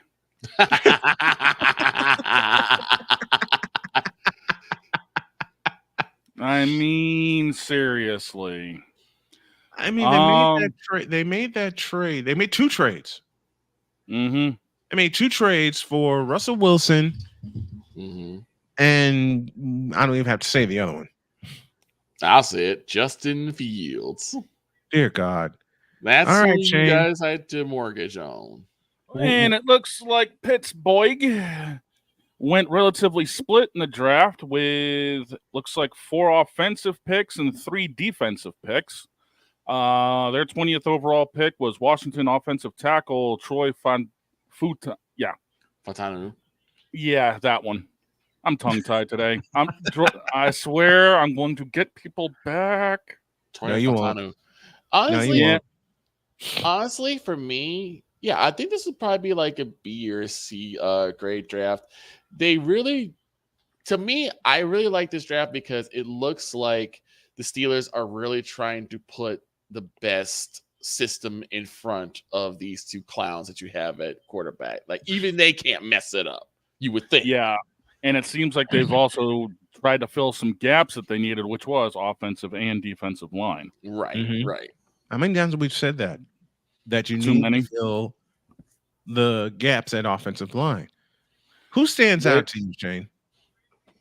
Honestly, if they're going to end up trying to do something, they end up drafting Michigan wide receiver Roman Wilson at 84. He could be an impact player down the road for these guys. Mm-hmm. It just depends on who they've got throwing them the ball and if they don't screw it up every Sunday. Exactly. In this situation, how bad would it be if Justin Fields has a decent season, has a good season? behind the Steelers offense. Wouldn't that be something? 2 years he was in the Bears system, and he couldn't even finish a season. He won 11 games in his time with the Bears. 11. Yeah, in 2 years.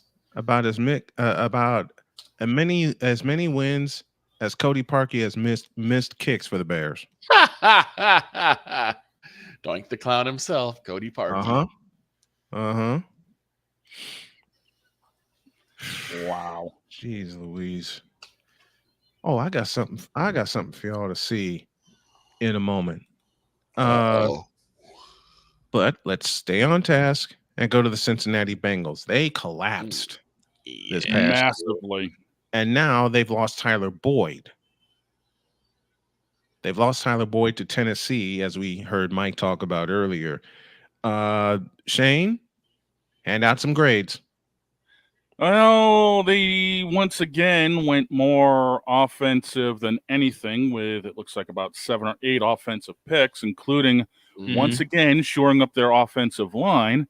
Right. But they also drafted 2 tight ends, one out of Iowa, Eric All, and the other out of Arizona, Tanner McClanahan. McClanahan? Yeah. Hell's a McClanahan? No, I'm kidding. So what do you think? Well, I'm not sure, because they definitely need somebody big to fill in a lot of gap for pass blocking and to try to get the slot opened up. Yeah. I think it might be a good move for them, but again, you also have to see how things are going to pan out with the offensive line. But they definitely shored up their defensive side of the things, because defensive side of the ball, because they ended up drafting 4 either defensive tackles or defensive end. Yeah. Chris Jenkins went 49, defensive tackle out of Michigan.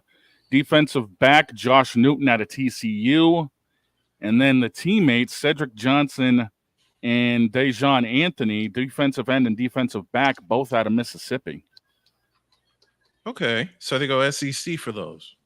Yeah. Okay. Your overall grade for them? I'd give them a B. They needed a lot of defensive help. Yeah. You need some line help to protect Joe Burrow. Yeah, I was going to probably B to B minus. When they lost Joe Burrow, they lost the season.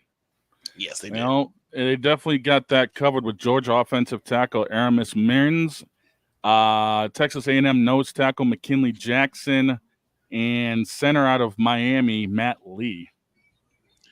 All right. We'll see how quick they get in the starting lineup. Speaking of teams that blew it, these guys. F. They need Jesus. Yeah, exactly. They need Jesus. What they need is for SummerSlam to rip that field up so they don't have to play this season. Yeah. James Maxon is with us, and he says Bears set up Justin to fail. Yeah, they set up Caleb Williams. Absolutely. To fail, but I'm not the one to gossip, so you ain't heard it from me. Jermaine Burton's going to be good in the slot. Okay, prove it. I don't believe in Jermaine Burton. Geno Stone, a stud in the secondary until he gets torched. Back to the Browns. Well, I think they should wear their brown pants more often, because that's what it's going to look like the way they drafted this year. Oh, yeah. I agree. This was abysmal. This was a hodgepodge of mess. They swung and missed badly. Missed. Pedro Serrano has a better shot at hitting a curveball than these guys do hitting the division. So let's take a look at this, right? Serrano. That's so bad. Michael Hall Jr. out of Ohio State. You got Zach Zinter from Michigan. Who's a guard. You got Jamari Thrash, wide receiver out of Louisville. You got Nathaniel Watson out of Mississippi State, the linebacker. Elementary, my dear Watson. I'm sorry. Too easy. Yeah, Miles Harden from South Dakota. Another Harden. Oh, boy. The cornerback. Gosh. Another Sharman Harden. And I hope he's not. I really hope he's not. I don't think so. Here's the problem. With every other draft that we have covered, it seems like the teams have a certain structure to their draft. Like they know what they need, and they're either going to go to help out the offense or the defense or somewhere in between. Yeah. What in the world was Cincinnati? What was Cleveland doing? Because I can't find a structure in this one. There you ain't know my one. next 3 words. There wasn't one. Because it's Cleveland. Yeah. Because it's Cleveland. You don't have nearly enough help to say that you're trying to get Deshaun Watson help. Right. You got one wideout and one guard. Mm-hmm. Were you trying to shore up the defense? Did they? I don't think so. Did they? I don't know what they were planning. And the schedule comes out next week. Yep. Oh, and the that's schedule going to be fun. And the schedule comes out next week. And when it does, we're gonna get all over it. We're gonna be all over it. Last but not least, the Kings of the North, the Baltimore Ravens, who were just unfair. Yeah. Greed. They were greedy too. Yeah, this was more about looks like ensuring things for the long term than anything else. Because what holes did Baltimore really have outside of the secondary to fill up? Yeah, which is where they got killed in the AFC Championship. Nate Wiggins was a nice pickup. That's where they got killed. Nate Wiggins, defensive back, went 30 for him over in Clemson. They also picked up defensive back for TJ Tampa out of Iowa State. And Sanuisi Kane, out of Purdue, another defensive back. So they really decided to shore up. They decided to shore up their secondary. Yeah, which is really good. That's why I think this would be probably a high B, probably like a B plus, because they really want to make sure they don't get burned off the top, which is really what killed them in the playoffs. Killed them in the AFC Championship game. Yeah, like I said, they got burned off the top. So they having got that burned, they got some depth at the running back position. Even though now you got King Henry. They picked up Rasheen Ali from Marshall. You got another quarterback, which I think is going to be good for him too. It could be good. And James said the perfect thing in the chat. Browns didn't stand a chance since they didn't have a top 50 draft pick. The other problem that Cleveland has, they got Deshaun Watson as their quarterback. Yeah, and trying to finagle around that contract has been killing them. And they're not going to be able to. No, they've got to they're pay screwed him. in that. Yep, he's there for the next 5 years, 3 years now, with 2 years of it gone. So I gotta say, I like the Ravens' chances coming up in this year. It all depends on the chemistry, but I'm liking what they did here. Yeah, same here. All right, that's our AFC North draft grades. For more draft grades, go to snowmaninthemorning.com and follow along with us.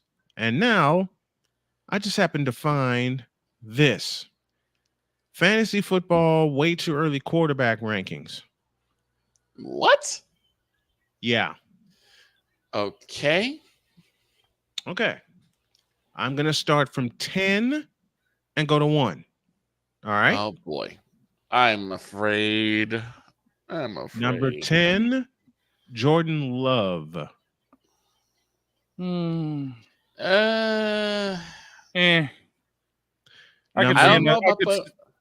I could see him as maybe a 10 to 15. Yeah, I was gonna say probably top 15. I ain't putting him top 10. Now the fun starts. Oh no. Now remember, folks, these are fantasy football quarterback rankings. This is early fantasy football quarterback rankings. Right. At 10, Jordan Love from the Packers. Right. At 9, hold on to your seats, Kyler Murray from the Cardinals. BS. Who told that lie? Ain't no way. In the words of Theodore R. Long, ain't no way. Ain't no way. Ain't no way Call of Booty Murray's in the top 10. That man deserves to have a one-on-one with the Undertaker. Oh, there's more. There's more BS. He's lucky if he makes the top 25. I'm sorry. Number 8, Dak Prescott. I knew it was coming. Mm-hmm. I knew it was coming. What? Oh, there's more. Number 7, C.J. Stroud. He should be at least like 6 or 5, just from like what I've seen. I got CJ in my top 5. That's what I'm thinking. Like if he's I not got top 5, CJ he's at least Stroud in number my top 6. 5. Okay. Yeah, I got CJ Stroud in my top 5. Okay. At 6, and I'm looking forward to seeing this proven. AR5, Anthony Richardson from the Colts. That could be interesting. That could be interesting because remember, we lost AR5 after week 4. Yeah. Also, you got to wait and see what type of schedule the Colts will have to see how he performs.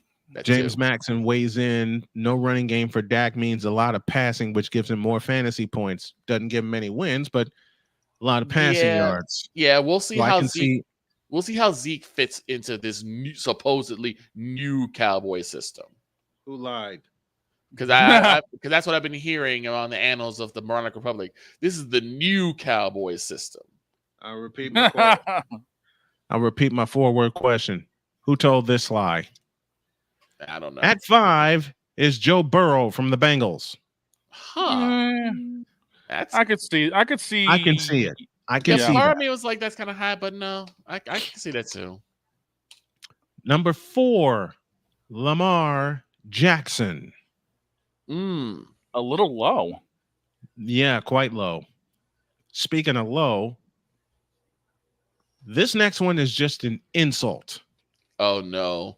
Oh At no. 3, Brock, the 2-time champion Patrick Mahomes. What? They got him at 3. 3. Okay, now I'm interested. Now I'm interested. Now I'm interested who's number 1 now. Y'all are gonna laugh. All right. Okay. At 2, Jalen Hurts from the Eagles. Huh. I put him at possibly 4. Ain't no way he goes 2. Yeah, not top 2. I don't have Jalen Hurts in my top 10. I do, only because he's got I a don't lot. have Jalen Hurts. I want to see what he does to rebound from what happened last year. Yeah, he's done exceptionally well in the past few years. I want to see that. And again, this is a lot of his woes came from Sirianni. True. Thank you, Cool Breeze McCain, for that one. Thank you, Cool Breeze McCain, indeed. And at 1,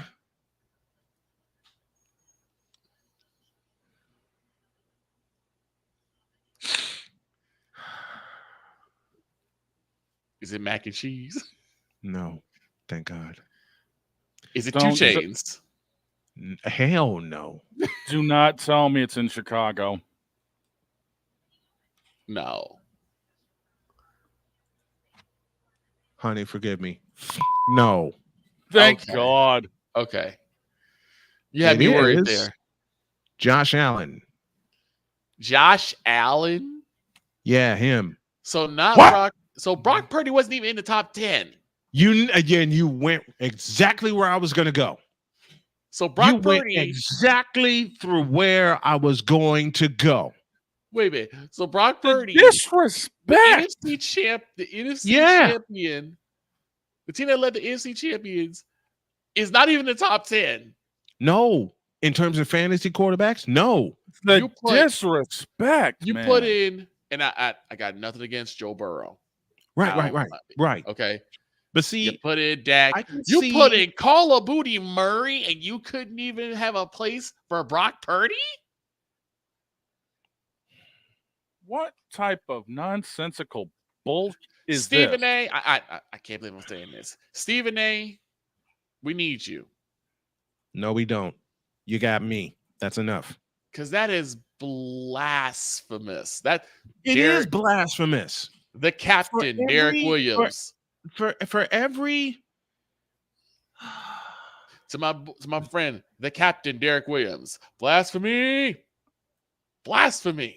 Where is it? They must be trolling at this point. That is blasphemous. How dare you? How dare you say such a thing? That they can have these these supposed top 10 fantasy football quarterbacks. Who's drinking? Who's smoking? Because this is a fraudulent Jordan list. Love. You had Jordan Love in there. You had Call of Duty Murray in there. Mm-hmm. Yep. Dak Prescott being an 8, I could care less. Because he probably won't even make it to number 12. But I can care less if he's number 8. You put Patrick Mahomes. Yes. The Super Bowl champion 3 times over now? 3 times out of the last 4 years. You got him at 3. 3. Yep. You think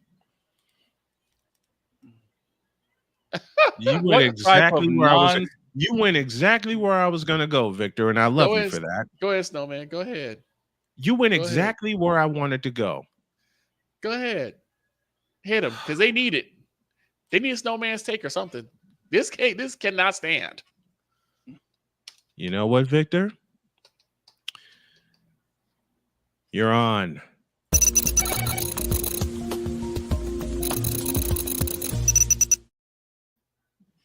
In terms of this fantasy football quarterback list, and I know it's way too early. I know there's some names on there that really shouldn't be, but I have a very, very simple question. What kind of grade A homogenized Holstein bullshit is this that you don't have a spot for Brock Purdy, the NFC champion quarterback, on this list? Now, I already know what the conspiracy theorists are going to think. Oh, well, he's got a stacked offense. He's nothing but a game manager. Shut up. He's not a game manager. He's a champion. And he went up against another champion and came up short. I know that. I know that. Doesn't mean they won't meet again. Doesn't mean they won't do it 3 of the next 4 years.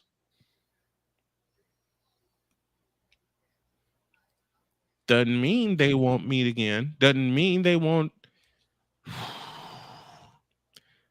I'll stop here as we're coming up on the hour.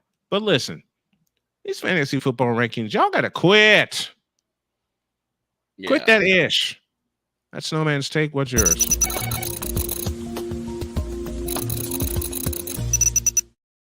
Got some ads. First off, this cry for help from Snowman Multimedia is brought to you by Clearwater Laxative. When things get muddy, Clearwater is your buddy. And Yuck Mouth Dental Insurance. Either keep it minty fresh or keep it shut. Which we love to say to Gilbert Arenas. We haven't forgot about you. Keep it shut. Please keep it shut. Exactly. Please keep it shut. I can't believe that. I can't believe that. And let's say way too early. I get it. But I mean, even from last year, we're taking from last year's performances. Yes. Jordan Love's in the top 10. He ain't mine. Well, for me, Woody Murray's in the top 10. Nope, not for me. Patrick Mahomes is number 3. Yeah. Ridiculous. And you couldn't even bring in Brock Purdy.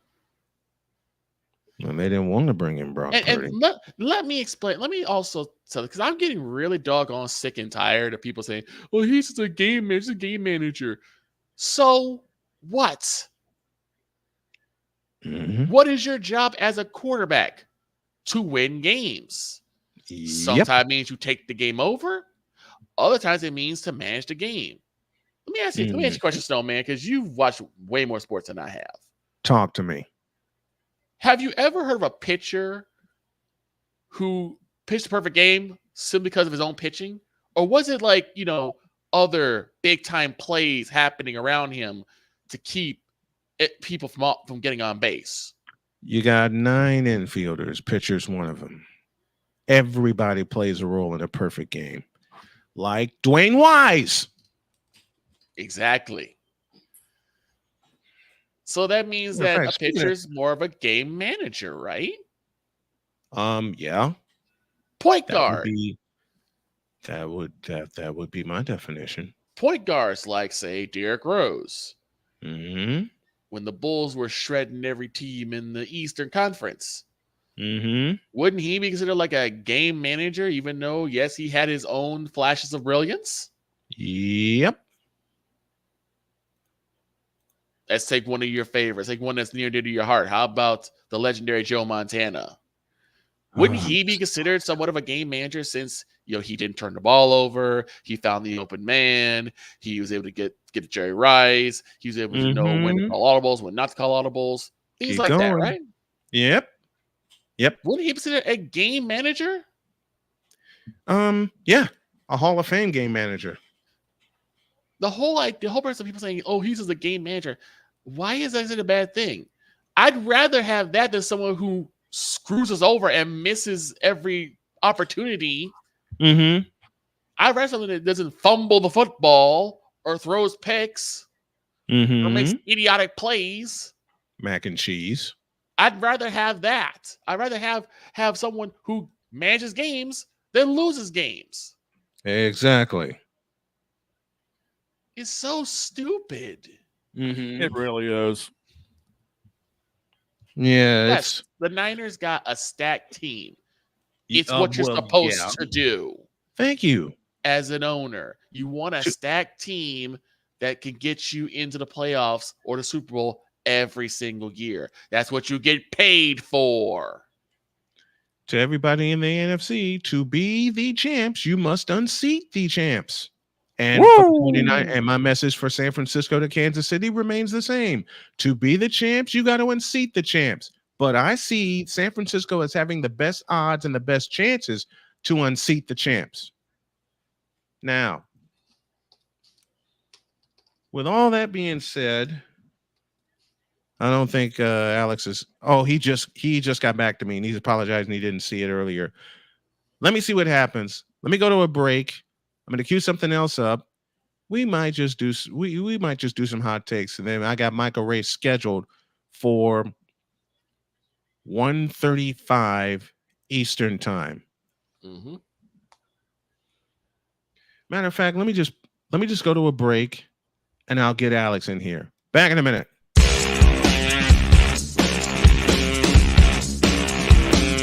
This is Snowman in the Morning.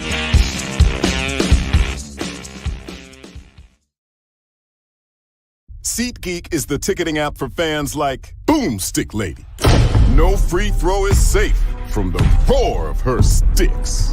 SeatGeek helps her find a seat in the direct eye line of the shooter so she can sit where her boomsticks make the biggest boom.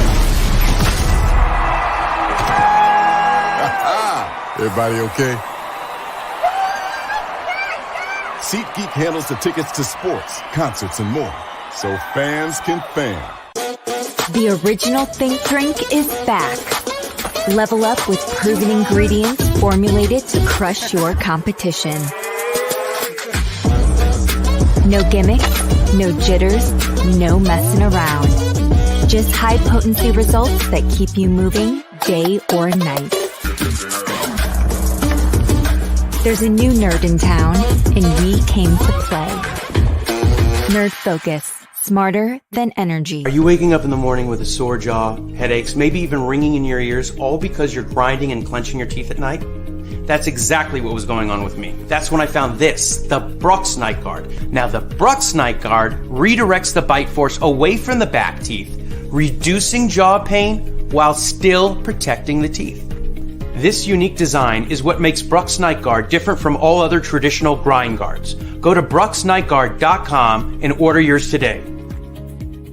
We were always hippies at heart, I guess, and that was one way that we showed it before we became full-time RVers. And we were definitely living small and minimally. What made us decide to go with Battleborn was everyone from their top leadership team down to their service department helped us so much the whole way through. Our relationship with Battleborn is so much more than business. And me and Dennis love to jam together. We've played together multiple times, and that's been an awesome transition. Be able to learn so much more about the business. Also, just make some awesome friends. Hey everyone, I'm joined by my old friend, Mr. Ellis Williams, AKA Mr. Biggs. You called me and you told me, you said, man, I got Car Shield and it worked. What made you get it? I have this old SUV, and I know the manufacturer warranty is about to run out. I don't want to get stuck with expensive car repairs. Right. So I gave CarShield a call. Coverage was very affordable, and there was no long-term contract. A few months after that, transmission went on my car. I took it to my mechanic. They called CarShield and saved my family on $2,400. CarShield is America's #1 auto protection company. Their administrators have paid out over $1 billion in claims and cover most vehicles from 5,000 to 150,000 miles. You'll receive 24/7 roadside assistance, courtesy towing, rental reimbursement at no additional charge. Give CarShield a call today before it's too late. Remember, CarShield cars go farther. Protect yourself now against expensive auto repair bills. Call 800-513-9263.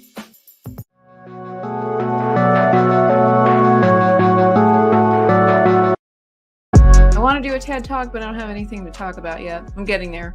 Life is for the living. We're not here that long. You can learn anything you want to learn without any money spent. What do I really enjoy? What do I really want out of life? I am your host, WIZE. Are you in a life holding pattern? Well, this is for you. Welcome to the Stuck in My Mind podcast.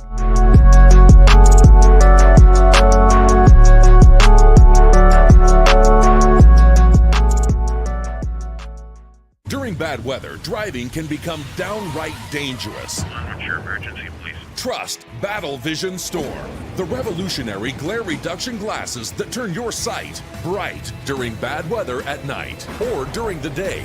Watch your ordinary vision become extraordinary. Battle Vision Storm uses light optimizing lenses that block blue rays so you see clearly in heavy rain at night or blinding snow during the day.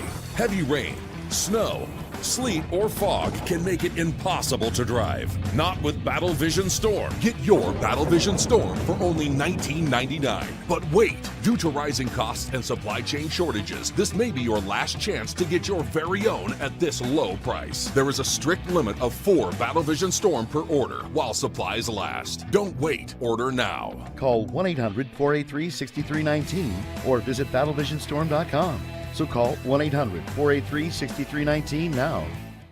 So Snowman's been asked, who's the face of the NBA? The face of the NBA has been residing in the Bay since he got here. And his name is Wardell Stephen Curry, the only unanimous MVP in NBA history. Take that. Oh, yeah! Welcome back to Snowman in the Morning.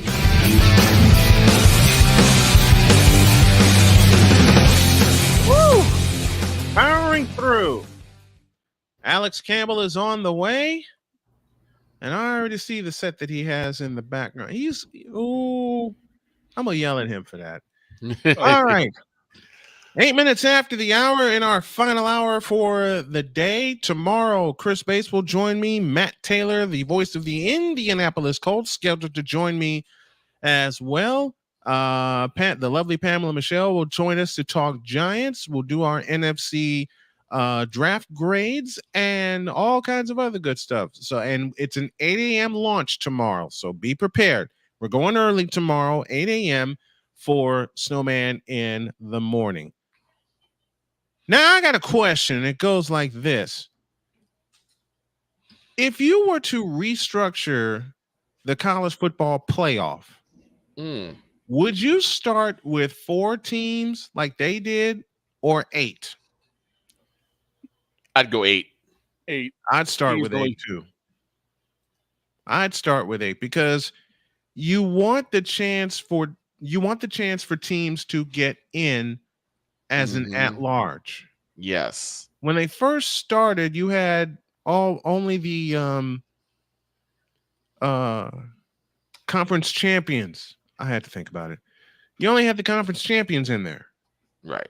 And then the at-large bid started pouring in.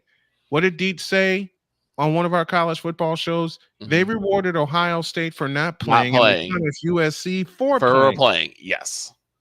And, of course, Ohio State didn't make it to their conference championship game. USC did, even though they got run over.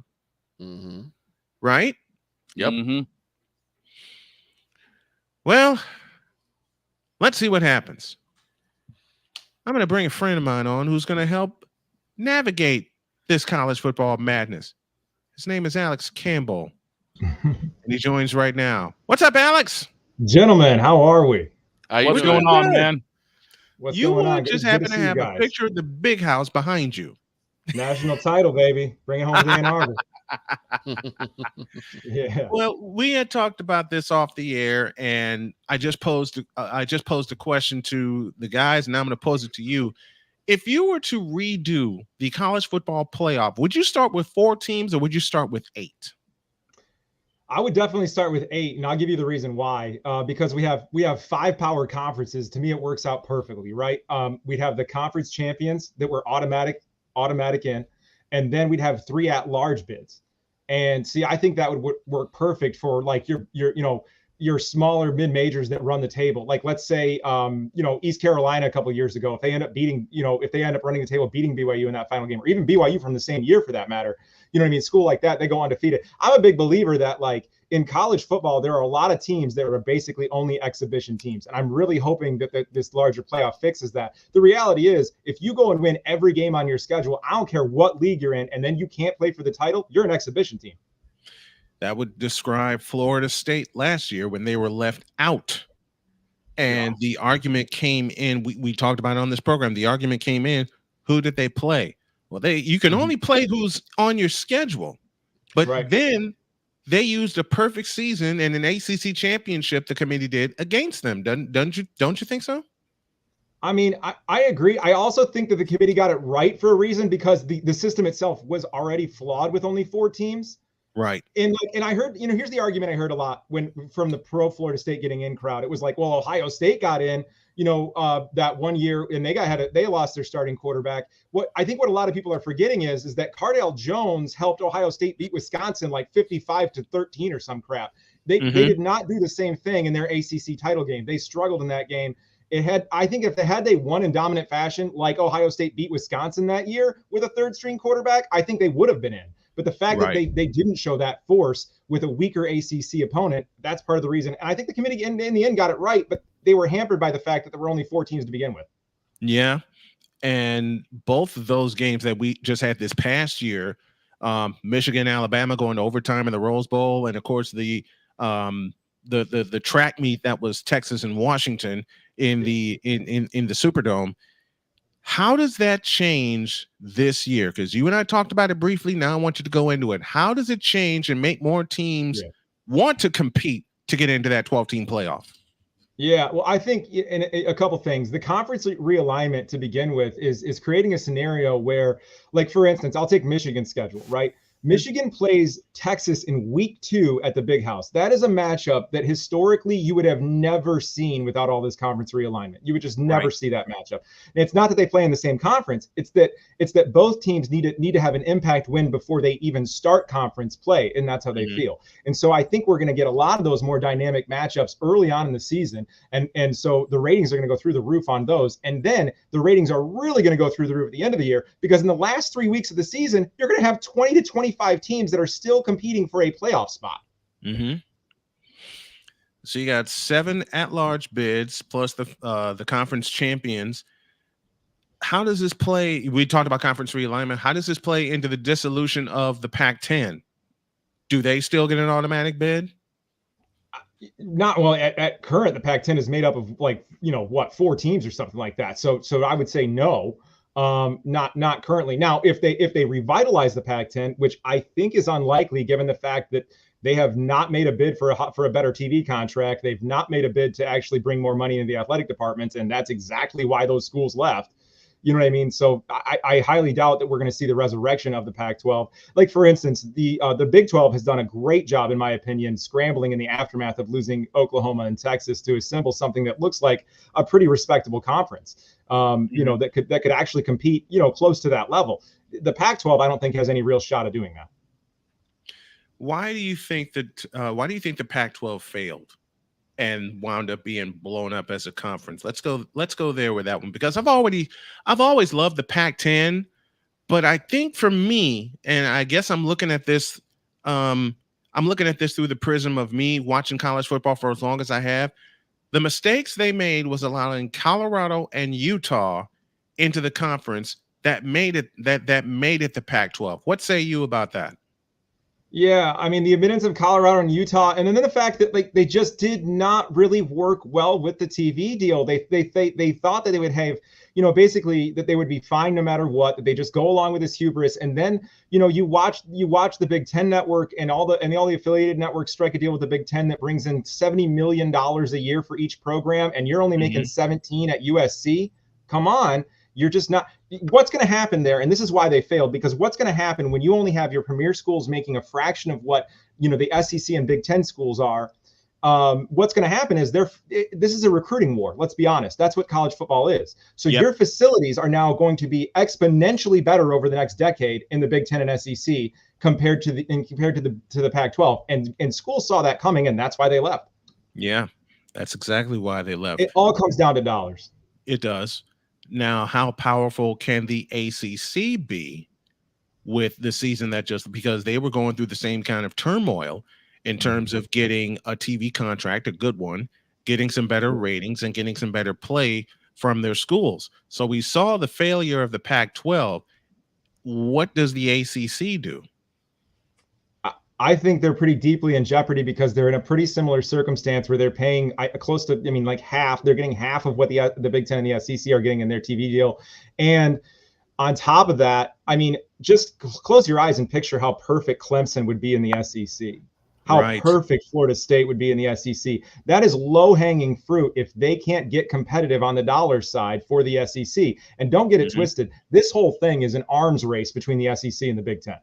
Yeah, it is. And it seems like they're neck and neck with as many deals as they're striking with not one, but two major networks. Because remember, ESPN has the SEC, and then, of course, you have the SEC network. And then you got games that are splattered. I said ESPN. I made them say ESPN and CBS. CBS features the SEC every Saturday. And then the Big Ten are getting a couple of networks. They, too, are aligned with two big networks. ESPN is one, NBC being the other. And we saw sprinkles of that. Then, of course, you have the streaming deals that are coming in. And like you said, it's all about the dollars. It's all about the dollars. And the Big Ten and the SEC are above everybody else, and they're flexing right now.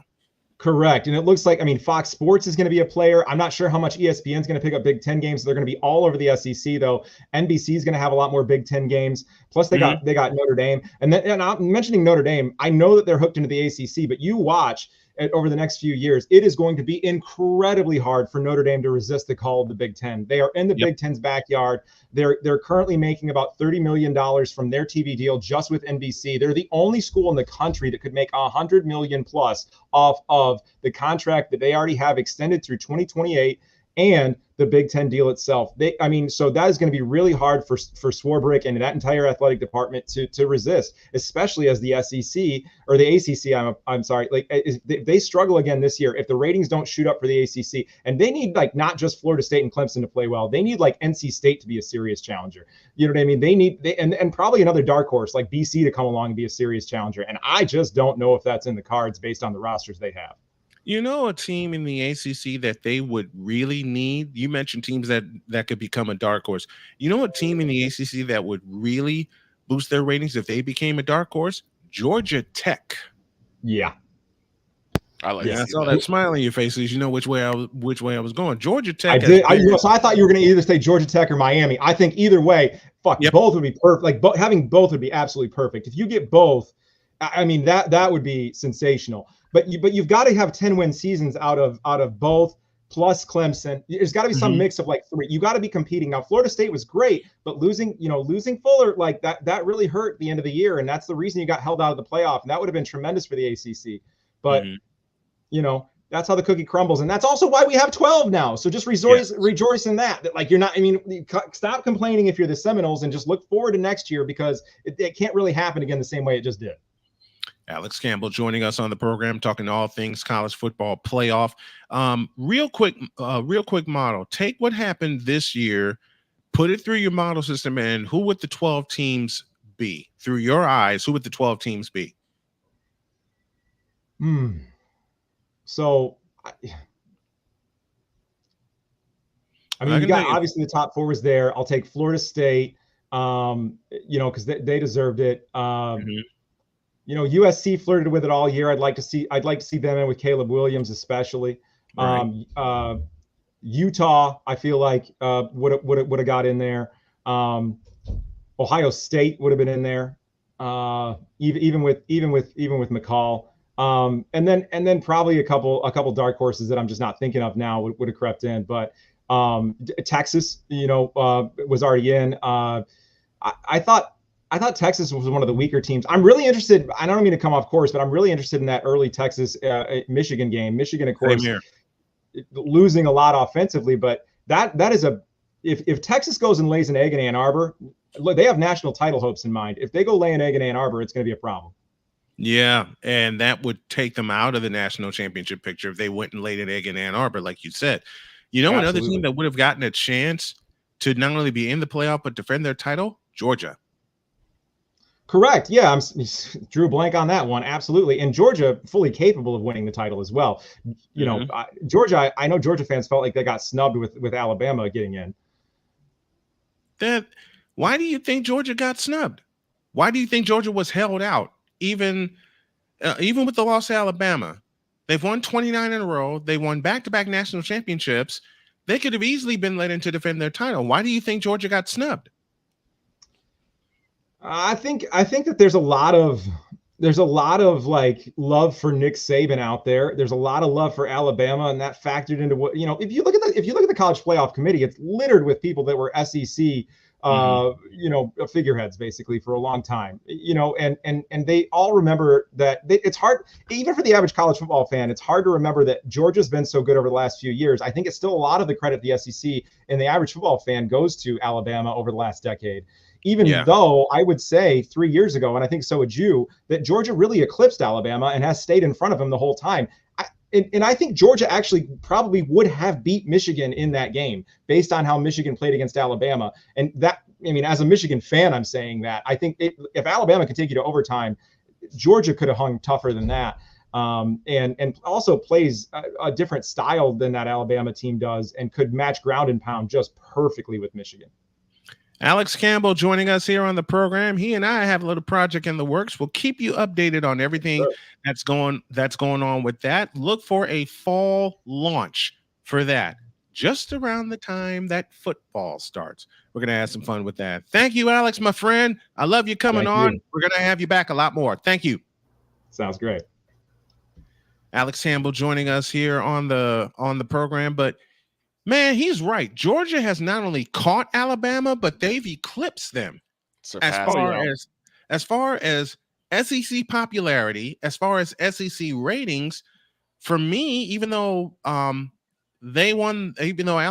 won the SEC championship, right now everything is in Georgia's backyard. Pretty much. I mean, that's just how it's been for, again, I'd say the last 5 years, if not a little bit longer. But I want to hear your opinion, Shane. Why do you think Georgia got snubbed in the national championship for the playoff? I beg your pardon. Quite simply because they lost to Alabama. I mean, that's the only way to put it. It's but the couldn't performance. You still find a spot for Georgia to defend its title? They could have, but unfortunately, it's just the fact of they had the biggest game on their shoulders and they lost. And again, it's all the old wigs making all of this up, saying, hey, you guys lost. You don't really deserve it. And Alabama got in, even though Georgia had a bit of a better season than, let's say, Texas or whoever. They could have slid in a lower seed.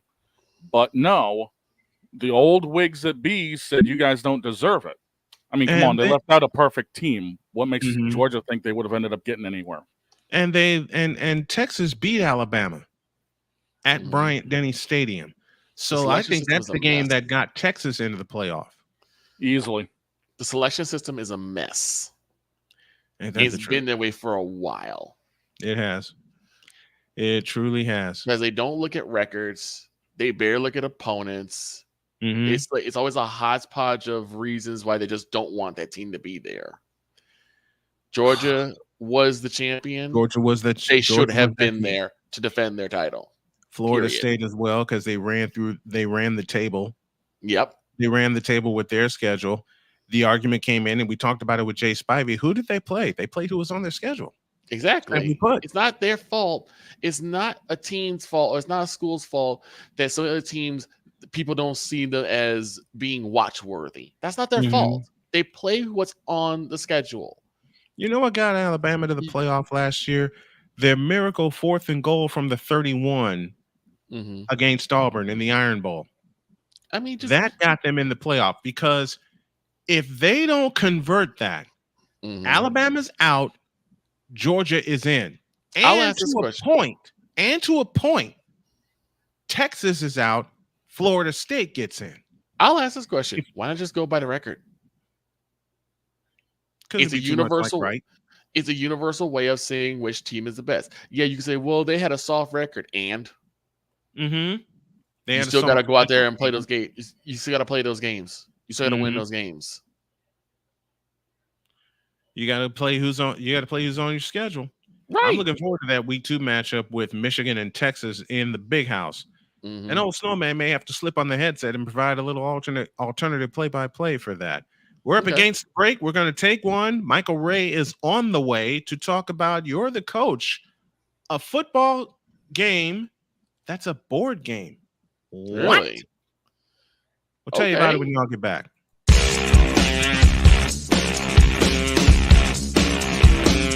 This is Snowman in the Morning.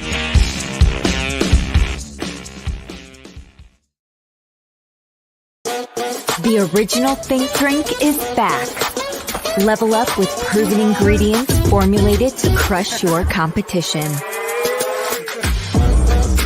No gimmicks, no jitters, no messing around. Just high-potency results that keep you moving day or night. There's a new nerd in town, and we came to play. Nerd Focus. Smarter than energy. SeatGeek is the ticketing app for fans like Boomstick Lady. No free throw is safe from the roar of her sticks. SeatGeek helps her find a seat in the direct eye line of the shooter so she can sit where her boomsticks make the biggest boom. Everybody okay? SeatGeek handles the tickets to sports, concerts, and more, so fans can fan. Mister, how do you operate this Twitter thing or this Instagram thing or whatever the heck? You're supposed to know all this stuff.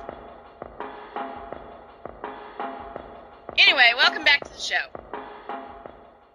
I have a reason for this. 27 after the hour, Michael Ray on the way in 8 minutes.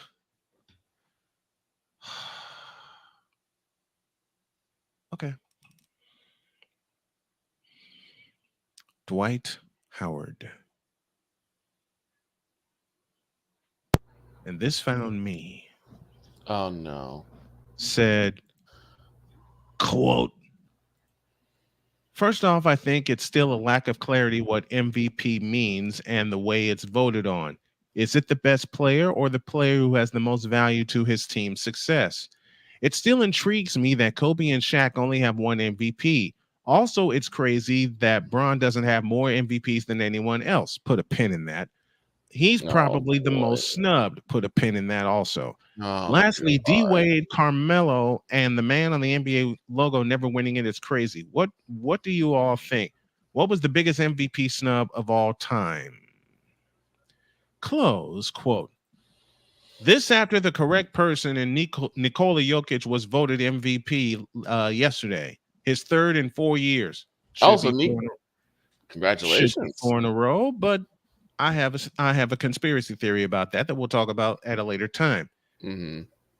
I think it's well deserved. You're not right. Okay.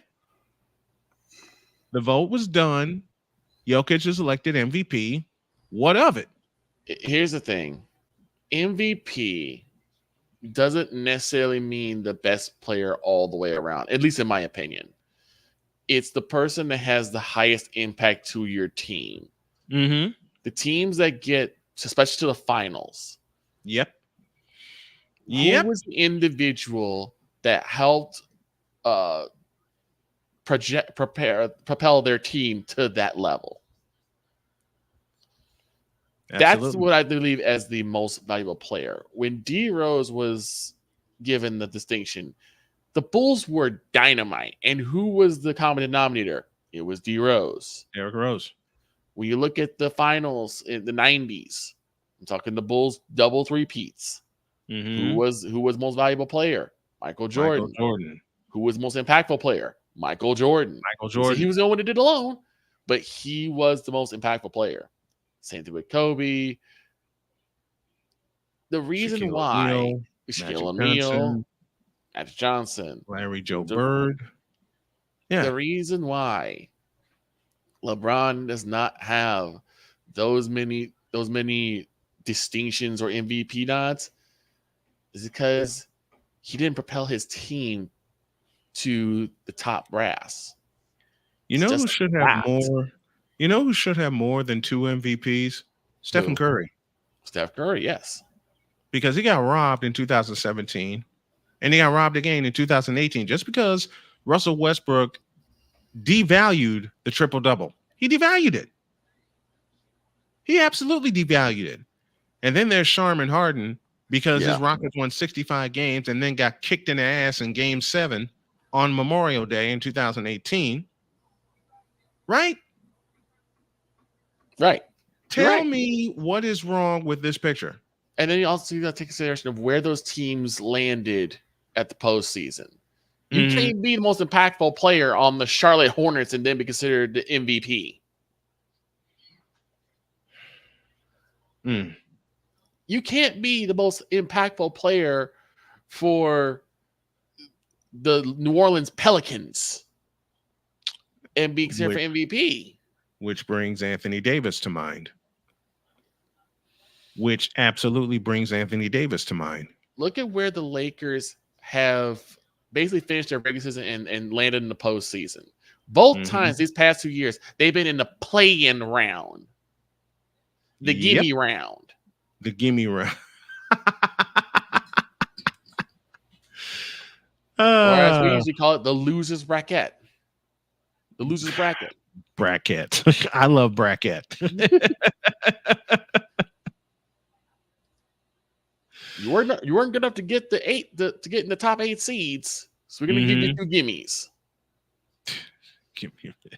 And I'm putting my Bulls in there because guess what? The Bulls were also in the losers bracket. They were in the play-in round. They were in the gimme round. I can't in good conscience say that one of the Bulls deserved to be in the MVP nod. To me, it comes down to 2 factors. One, where is your team land within the playoff round, in the playoff bracket? And 2, which player brought the most impact, brought the highest impact? Am I wrong? No lie to be found. Nope. No lie to be found there. Let's take one final break. When y'all get back, I have the strangest and most wonderful story about a football game in a box. I swear to you this exists. All right. Michael Ray after the break.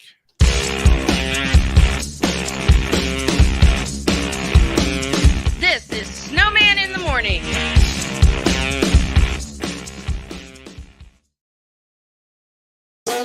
The original Think Drink is back. Level up with proven ingredients formulated to crush your competition. No gimmicks, no jitters, no messing around. Just high-potency results that keep you moving day or night. There's a new nerd in town, and we came to play.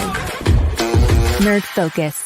Smarter than energy. SeatGeek is the ticketing app for fans like Boomstick Lady. No free throw is safe from the roar of her sticks. SeatGeek helps her find a seat in the direct eye line of the shooter so she can sit where her boomsticks make the biggest boom. Everybody okay? SeatGeek handles the tickets to sports, concerts, and more, so fans can fan. Are you waking up in the morning with a sore jaw, headaches, maybe even ringing in your ears, all because you're grinding and clenching your teeth at night? That's exactly what was going on with me. That's when I found this, the Brooks Night Guard. Now, the Brooks Night Guard redirects the bite force away from the back teeth, reducing jaw pain while still protecting the teeth. This unique design is what makes Brooks Night Guard different from all other traditional grind guards. Go to brooksnightguard.com and order yours today. Hey everyone, I'm joined by my old friend, Mr. Ellis Williams, AKA Mr. Biggs. You called me and you told me, you said, man, I got Car Shield and it worked. What made you get it? I have this old SUV and I know the manufacturer warranty is about to run out. I didn't want to get stuck with expensive car repairs. Right. So I gave Car Shield a call. Coverage was very affordable and there was no long-term contract. A few months after that, transmission went on my car. I took it to my mechanic, they called Car Shield and saved my family on $2,400. Car Shield is America's #1 auto protection company. Their administrators have paid out over $1 billion in claims and cover most vehicles from 5,000 to 150,000 miles. You'll receive 24/7 roadside assistance, courtesy towing, rental reimbursement at no additional charge. Give Car Shield a call today before it's too late. Remember, Car Shield cars go farther. Protect yourself now against expensive auto repair bills. Call 800-513-9263. We were always hippies at heart, I guess, and that was one way that we showed it before we became full-time RVers. Yeah, we were definitely living small and minimally. What made us decide to go with Battleborn was everyone from their top leadership team down to their service department helped us so much the whole way through. Our relationship with Battleborn is so much more than business. And me and Dennis love to jam together. We've played together multiple times, and that's been an awesome transition. Be able to learn so much more about the business. Also, just make some awesome friends. Alicia. You can't hold somebody to that standard if you haven't voiced what you want and what you're needing from that. Mika. If you're not communicating expectations, you're waiting for your feelings to be hurt. Nicole. Yeah. A lot of people don't want to take the time out to be alone and to get themselves together. Ivan. You got to be willing to work through stuff. And from the jump street, y'all done had problems. Maybe you don't need to be working through those. BS3 Network proudly presents Queen 3 and King podcast. Live every Tuesday at 7 p.m. Central.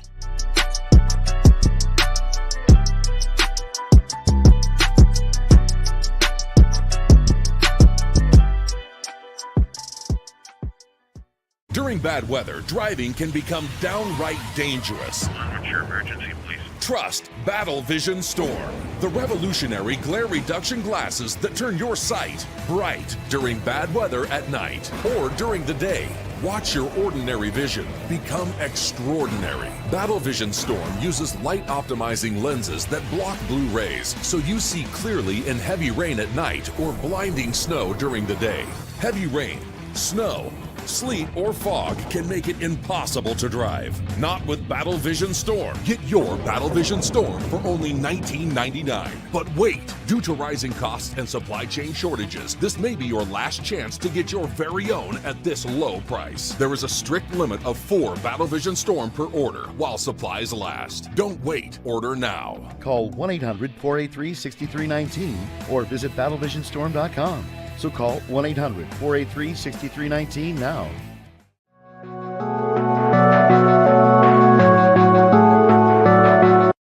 I want to do a TED Talk, but I don't have anything to talk about yet. I'm getting there. Life is for the living. We're not here that long. You can learn anything you want to learn without any money spent. What do I really enjoy? What do I really want out of life? I am your host, WIZE. Are you in a life-holding pattern? Well, this is for you. Welcome to the Stuck in My Mind podcast.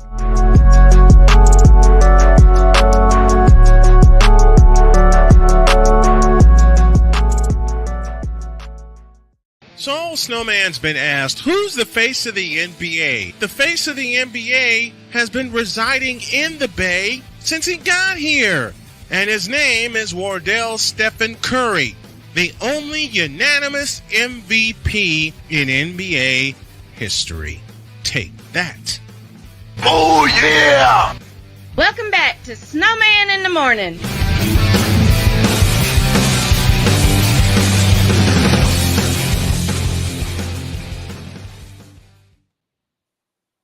Y'all see this?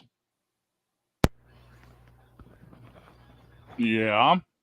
I'm going to consume it after we wrap up today, because I got a ton of editing to do. I have a hockey game to prepare for. I got to make a guest appearance on Dads with Bacon before I take Sonya to work. And I'm going to sneak in a nap. Good thing I got all the laundry done. Back here on Snowman in the morning, Brian Snow here with you, along with the big dog, Shane Lake, and Vicala. We'll be back with you tomorrow. Oh, beg your pardon. And the foul. Burp foul. You ever burp up something and it just it stays with you? That's a flagrant foul. It is indeed a flagrant foul. I ate a couple of roast beef sandwiches this morning, stuffing breakfast in my face before we came on, and that came back up. It didn't fully come back up. It just like went. It gets caught in your throat. You burp and it gets caught in your throat. Yeah, like yuck. That's why I held up that. That's why I held up that bottle. Plus, I got to get some other housework done and some other graphics done. Matt Taylor's coming on tomorrow, and from the way it looks, it may be an abbreviated show. So stick around with us. Okay, I'm going to go off the board here as I await Michael Ray to call in, and I'm going to ask a question that the gentleman in the chat and the gentleman on the panel, I believe, have been posed before. Okay, and it goes like this. For the love of a young woman, what was the craziest thing you ever did? Oh boy. Who wants to go first? I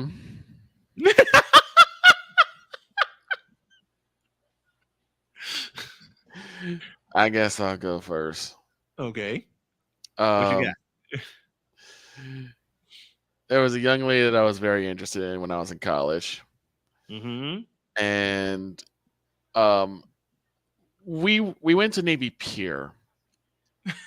And they had a trivia challenge. And you had to answer like 2 or 3 questions. And if you answer 3 questions, you get a prize. Now, there was this jewel encrusted flower that was like on a pennant. And I was like, that looks really nice. It looked nice on the girl I was interested in. So they asked the questions, and for some reason, it must have been around, because it was around fall. It must have been a bear season thing, because for some reason, all three questions, the correct answer was the Chicago Bears. I happened to answer them correctly, and it said you get to pick what you want. And so I picked what I want. And of course, we still had lockers. So yes, I knew her locker. And because she had me put books in her locker one time, I knew her combination. So I popped open her locker when she had, went away to class. Dropped the gift as well as one of the books that I borrowed in there. And I took off. And then I went home for the rest of the day. Why'd you do that? Because I didn't want to get caught. That's why. You still got caught. Yeah. You still, what the hell you mean you didn't want to get caught? There's a problem. You still got caught. I came back and I got tackled. Yep. I got straight tackled. You got Urlockered. And I looked up and it was her with this big grin on her face and the pendant was on. I was like, oh. You must have known it was me, didn't you? She said, what other person would do something so crazy as this? Fair enough. Fair enough. All right, I'll go next.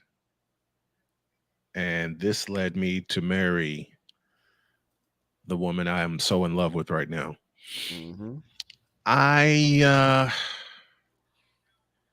Okay. Jody and I had been messaging back and forth because we met online. Then started texting back and forth. And then on September 1st, 2018, I had to finish a game with Michigan City. They were playing Chesterton. The night before, August 31st, we got stormed out. Big storm came in and wiped us out. So they postponed the game until that Saturday, 4 p.m., second quarter. That'll be that. 3 p.m. I beg your pardon. 3 p.m. I'm looking at my phone. Now, mind you, Victor, you know the headset that I wear. Yes. Because you've worn it. You know the headset that I wear. Yeah. Man.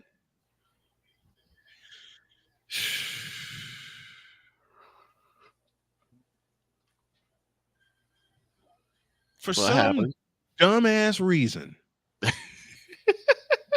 me and every bit of my dumbassery decided to call Jody while I was in sequence. Which you never do. Which I never do. I never do this. Folks, if you know me, you know I never do this.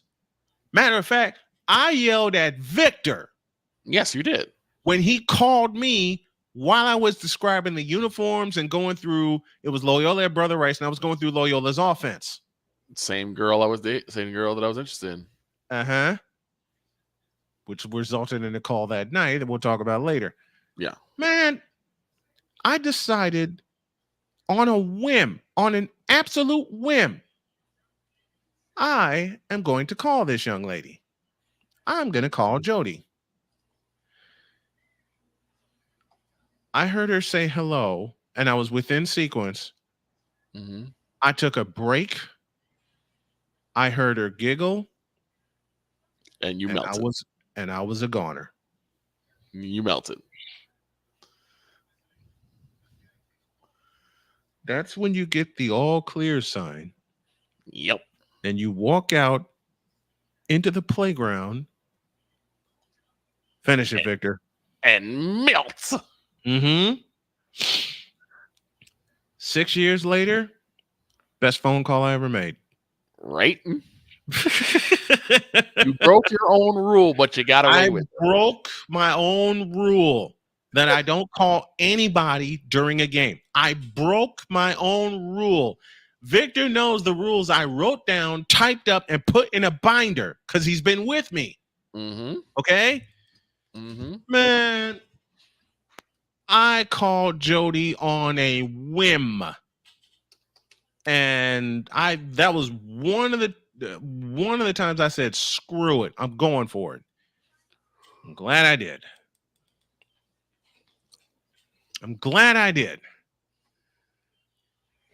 I got a couple more like that with Jody, but Big Dog, it's your turn. Yep. Standing for spotlight on the dog. Okay. This is more about how I basically knew I landed her before we officially started dating. Okay.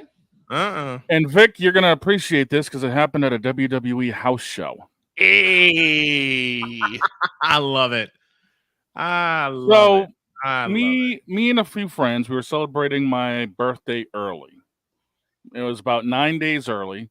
WWE had a house show up in Bangor. Okay, cool. They surprised me and got me ringside seats for the house show.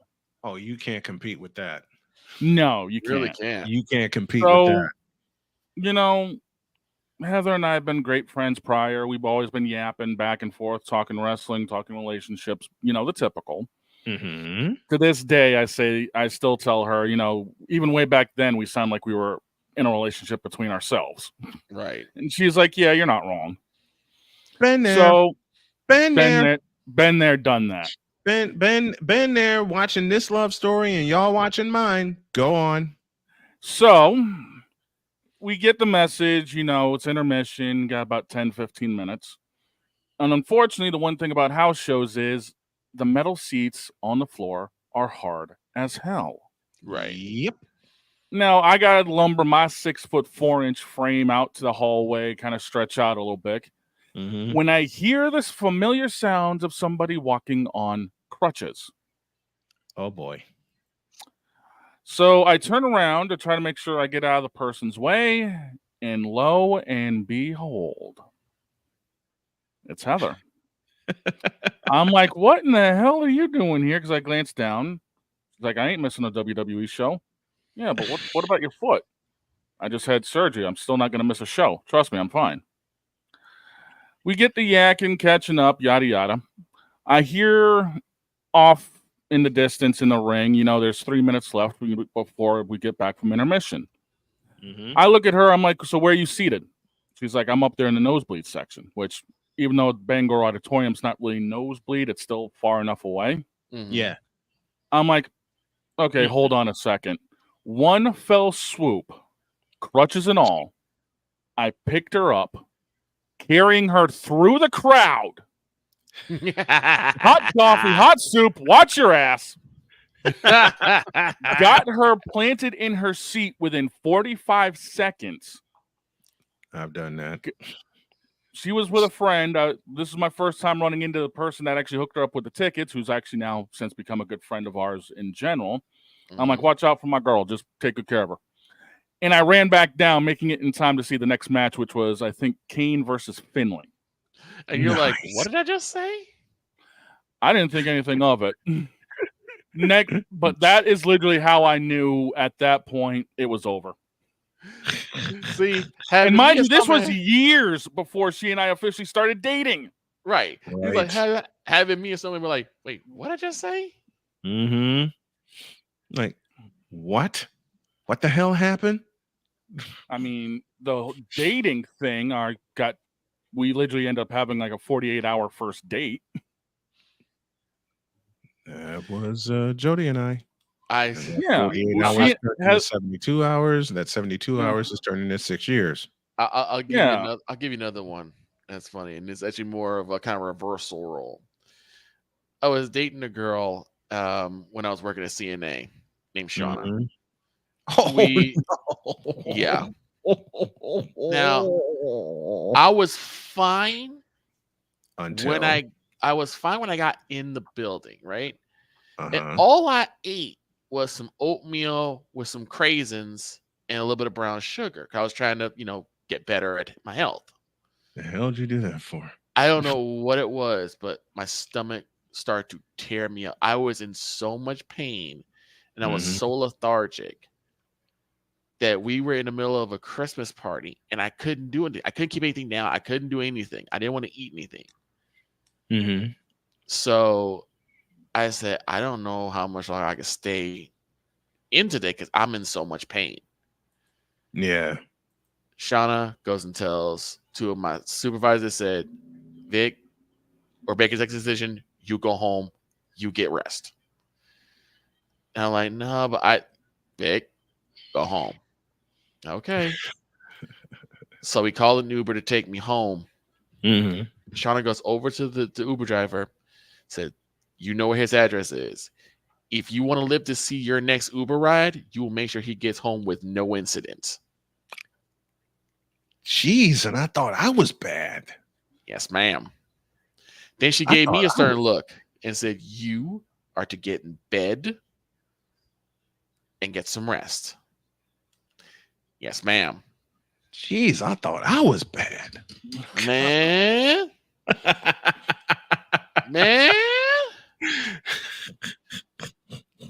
I always say this. You take care of your significant other, they will take care of you. Boy, is that ever true. Easter 2019. I was working in a group home at the time, living in Terre Haute. I texted my supervisor and I said, look, I feel like ish. I'm throwing up. I'm in the bathroom. I'm staying home today. Immediately he goes, you can't. Why the bleep not? Because we need you at the house. I understand that, but I'm not feeling well at all. And when you're in a place like that, you really shouldn't be there when you're sick anyway, because you could, I had 110. I had 102-degree fever. Oh no, you should be. It was 84 degrees that afternoon. Ooh. Easter Sunday, Terre Haute, Indiana. It was 84 degrees. So I got everything going on. I got 100-degree temperature. I'm sweating like a pig, and I also got chills going up and down my arm. Right. Everybody in that house said, "Why are you here? You should be at home." I mean, I'm usually moving around the house, and the guys know it, and they're like, "Why are you here?" One of the residents actually looked me in the eye and said, "You look like..." Yeah. And I said, "I feel even worse." Yeah. Which is where, Victor, that should answer your question of where that phrasing came from. Yep. Yeah, one of the guys said, "You look like..." I said, "I feel even worse."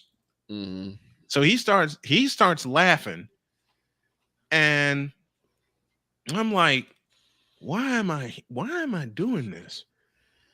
And of course, if you're sick with the flu, there is one thing you hate when you have the flu: motion. Yep.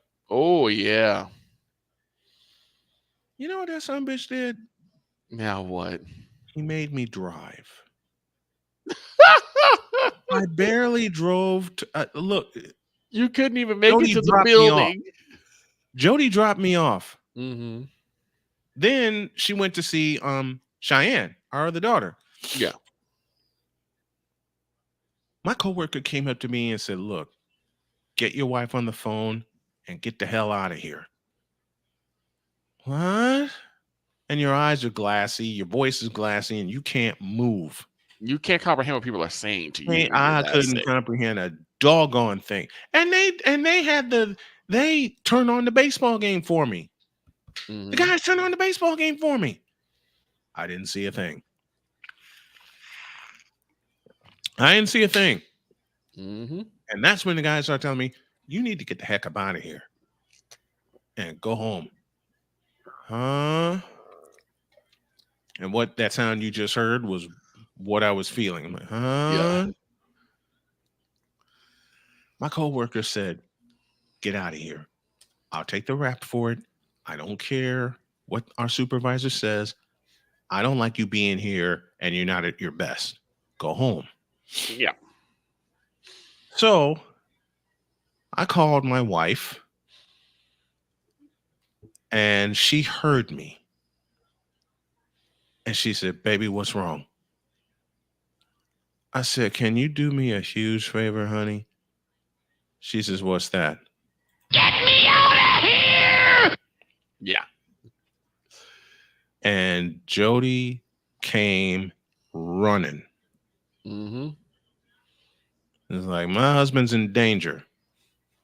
She comes flying up to the house. I'm barely walking as it is. I'm getting assisted into the car.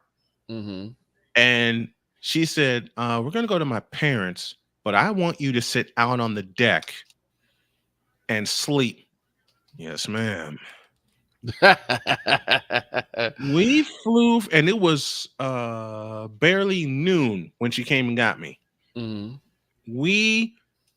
She stepped on the gas, and we got to her parents' house. Her parents saw me, and her dad walked me out to a deck chair and said, "Go to sleep. I'll bring you food." Next thing I knew, it was 5 o'clock. Yeah. Yes, indeed. Next thing I knew, it was 5 o'clock. And it's about 2 right now, so we got to get on out of here. Thank you, everybody, for being patient with me. Thank you, everybody, for tuning in. Thank you for everything. Mike Patton, thank you. Alex Campbell, thank you. We'll have Michael Ray on another time. Have a great weekend. God bless. Remember to make your next move your best move. And always remember, if your dreams don't scare you, they are simply not big enough. Dream big, do bigger. We are, and we hope y'all are too. Executive decision. You'll see the interview with Matt Taylor, but we'll be back on Monday. So long, everybody.